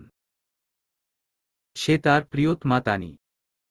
নির্ঝর চাকরিতে যোগদান করার কিছুদিন পরেই বিয়ের আয়োজন করেছিল তার প্রেয়সী তানির সাথে। কিন্তু বিয়ে করে বউ নিয়ে এসেই তো ঘটে গেল এই দুর্ঘটনা। ওইদিকে নাতবউ সূচনা আসায় লতিফ চৌধুরী বাড়িতে ভালো রান্না বান্নার আদেশ দিয়েছেন। স্ত্রী নূরজাহানের বন্দী হওয়ার ইস্যু নিয়ে সূচনার সাথে কাউকে আলোচনা করতে নিষেধ করেছেন লতিফ চৌধুরী। মেহমানকে মেহমানের চোখে দেখারই আদেশ দিয়েছেন চৌধুরী সাহেব। সূচনা ফাঁকে গিয়ে দেখা করেছে ভাইয়ের বউ সুলতানা তানির সাথে। আজ রাতে মুক্ত করার ব্যাপারে সব প্ল্যান জানিয়েছে সে তানিকে। তাকে বলেছে ডিনারে কোন কোন খাবার পরিহার করতে হবে সে সম্পর্কেও। কারণ অনেক মাংস জাতীয় খাবার এবং পায়েসে ঘুমের ঔষধ মিশিয়েছে। চৌধুরী পরিবার মাংস এবং পায়েস খেতে পছন্দ করে। তাই মাংসের আইটেমগুলো এবং পায়েসেই অনেক কৌশলে ঘুমের ঔষধ মিশিয়েছে। তানিকে সূচনা হুঁশিয়ার করে দিয়েছে মাংসের আইটেম এবং পায়েস এড়িয়ে যাওয়ার ব্যাপারে। লতিফ চৌধুরীর স্ত্রী কিডন্যাপ হওয়ার পর থেকে তানিকে আর চৌধুরী সাহেবের পাশের রুমে রাখা হয় না। তানি রাকিবের বোন চাঁদোয়ার সাথে ওর রুমেই থাকে। চাঁদোয়ার সাথে থাকতে সমস্যা হয় না তানির। কারণ রাকিবকে যতটা খারাপ মনে হয় চাঁদোয়াকে ঠিক ততটাই ভালো মনে হয় তানির কাছে। আজ আবার চাঁদোয়ার জ্বর উঠেছে। জ্বরের ঘোরে একরমক অচেতন অবস্থায় পড়ে আছে চাঁদোয়া। তাই বারান্দায় নিয়ে গিয়ে তানিকে সব ভালো করে বুঝিয়ে দেয়ার সুযোগও পেয়েছে সূচনা। রাত প্রায় 11টা। অর্ণব অবস্থান করছে লহরীদের থানায়। বাংলাদেশ কাস্টমসে কর্মরত লহরীদের থানার সেই দুজন কলিগ সাথে নিয়েছে অর্ণব যেন পথ চিনিয়ে নানির বন্দিশালায় তাকে নিয়ে যেতে পারে। অর্ণব আরও সাথে নিয়েছে নিজের বিশ্বস্ত সরকারি সিপাহীকে। সাথে আছে যে কোনো তালা খুলে ফেলতে পারে এমন একজন লোকও। শেখ বংশের লোকদের বাড়ি এই থানা শহরে। কিন্তু পূর্বপুরুষরা জমিদার থাকায় এলাকার অনেক জায়গায় তাদের জমি ছড়িয়ে ছিটিয়ে আছে। শেখদের এমনই একটি জমি আছে নদীর ওপারে। সেখানেই একটি ছোট্ট ঘরে নির্ঝর বন্দি করে রেখেছে অর্ণবের নানিকে। নদী পাড়ি দিয়ে অর্ণবকে যেতে হবে নানিকে মুক্ত করতে। কিছুক্ষণ পরেই অর্ণব স্পিড বোটে করে যাবে নদীর ওপারে। স্পিড বোট নদীর তীরেই রেডি হয়ে আছে অর্ণবের জন্য। অর্ণবের সিপাহী আজ সরকারি ইউনিফর্ম পরে এসেছে। ইচ্ছে করেই অফিসিয়াল সিপাহীর ড্রেস পরে এসেছে সে। কারণ সিপাহী চায় তার অ্যাসিস্ট্যান্ট কমিশনার এসি অর্ণব স্যারকে পুরোপুরি নিরাপত্তা দিতে। আজ রাতে তার অর্ণব স্যারের কোনো সমস্যা হয়ে যেতে পারে এমন ভেবেই সিপাহী অফিসিয়াল ইউনিফর্ম পরে এসেছে যেন সাধারণ মানুষ দেখলেও বিনা কারণে তাদের বিরক্ত করতে না আসে। এই মুহূর্তে অর্ণব তার সহযোগীদের একটি রেস্টুরেন্টে বসিয়ে নাস্তা করাচ্ছে। নাস্তা শেষে একজনকে একটি মোটা রশি কিনতে পাঠাবে। ভুলে আজ তাদের রশি কেনা হয়নি। এদিকে রাতে লহরী নিজের রুমের ওয়াল ঘড়ি ইচ্ছে করেই নষ্ট করে রেখেছে। এবার রাতে সময় দেখার বাহানায় মায়ের মোবাইল নিয়ে এসেছে নিজের কাছে। চৌধুরী বাড়িতে ডিনারের সময় নিজের স্ত্রী, মা এবং শেখ বাড়ির নববধূ সুলতানা তানিকে খাবার সার্ভ করে দিয়েছিল অনিক। মায়ের হাই প্রেশার, ডায়াবেটিস আছে এই অজুহাতে মাকে মাংসের আইটেম এবং পায়েস আজ খেতে দেয়নি অনিক। ডিনার শেষে সূচনা এবং মাকে নিজ বাড়িতে পাঠিয়ে দিয়েছে অনিক। কারণ সূচনার দায়িত্ব ছিল তানিকে সব নির্দেশনা দেয়া। সে দায়িত্ব সূচনা অলরেডি পালন করে ফেলেছে। এবার অনিক বসে গল্প করছে নানা লতিফ চৌধুরীর সাথে। খাবারে ঘুমের ঔষধ মেশানোয় কিছুক্ষণের মধ্যেই সবাই ঘুমিয়ে পড়বে। চৌধুরী বাড়ির বাইরেই ইলেকট্রিশিয়ান খবর দিয়ে রেখেছে অনিক। সবাই ঘুমিয়ে পড়লেই অনিক ইলেকট্রিশিয়ানকে ডাকবে।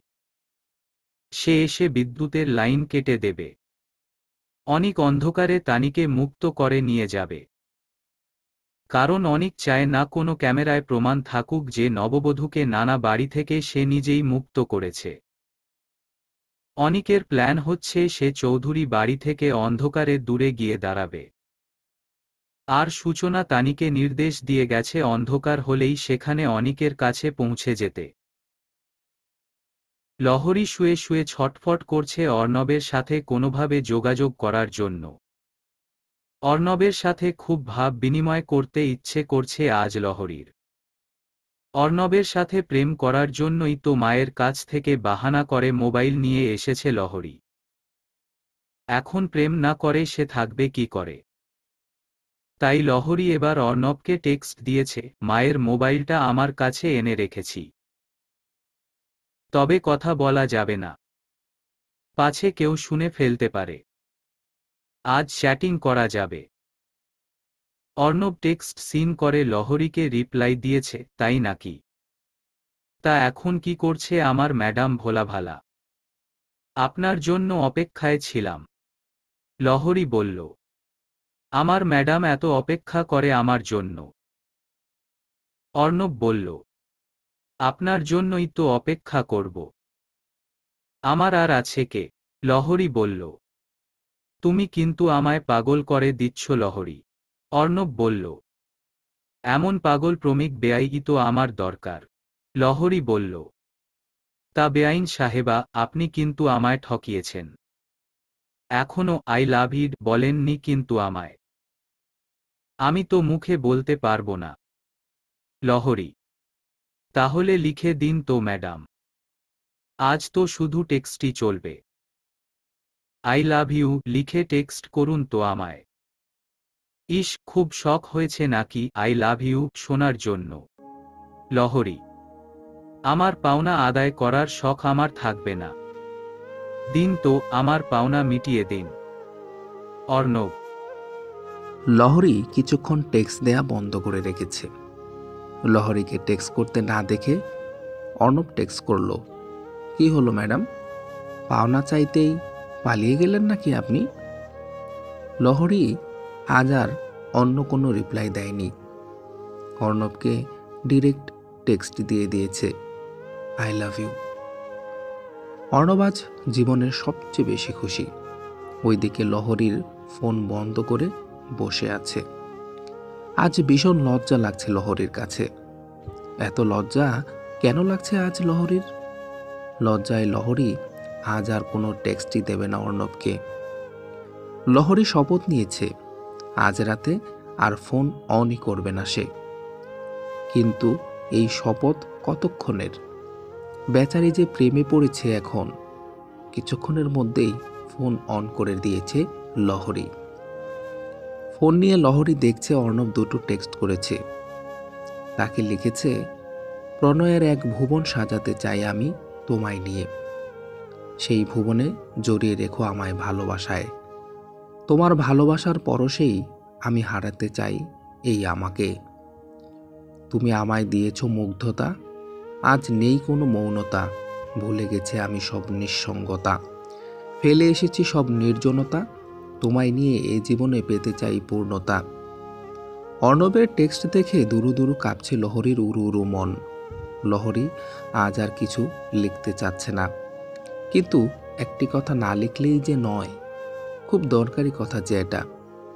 তাই লহরী টেক্সট দিয়েছে, কাল সকালে রাজশাহী যাচ্ছি, পরশু রাজশাহী শহরে আমার এক বান্ধবীর বিয়ে, এরপরেই আমাদের ব্যাচের ক্লাসও শুরু হয়ে যাবে। আর হ্যাঁ, আগামীকালই কিন্তু আমি ফোন কিনছি।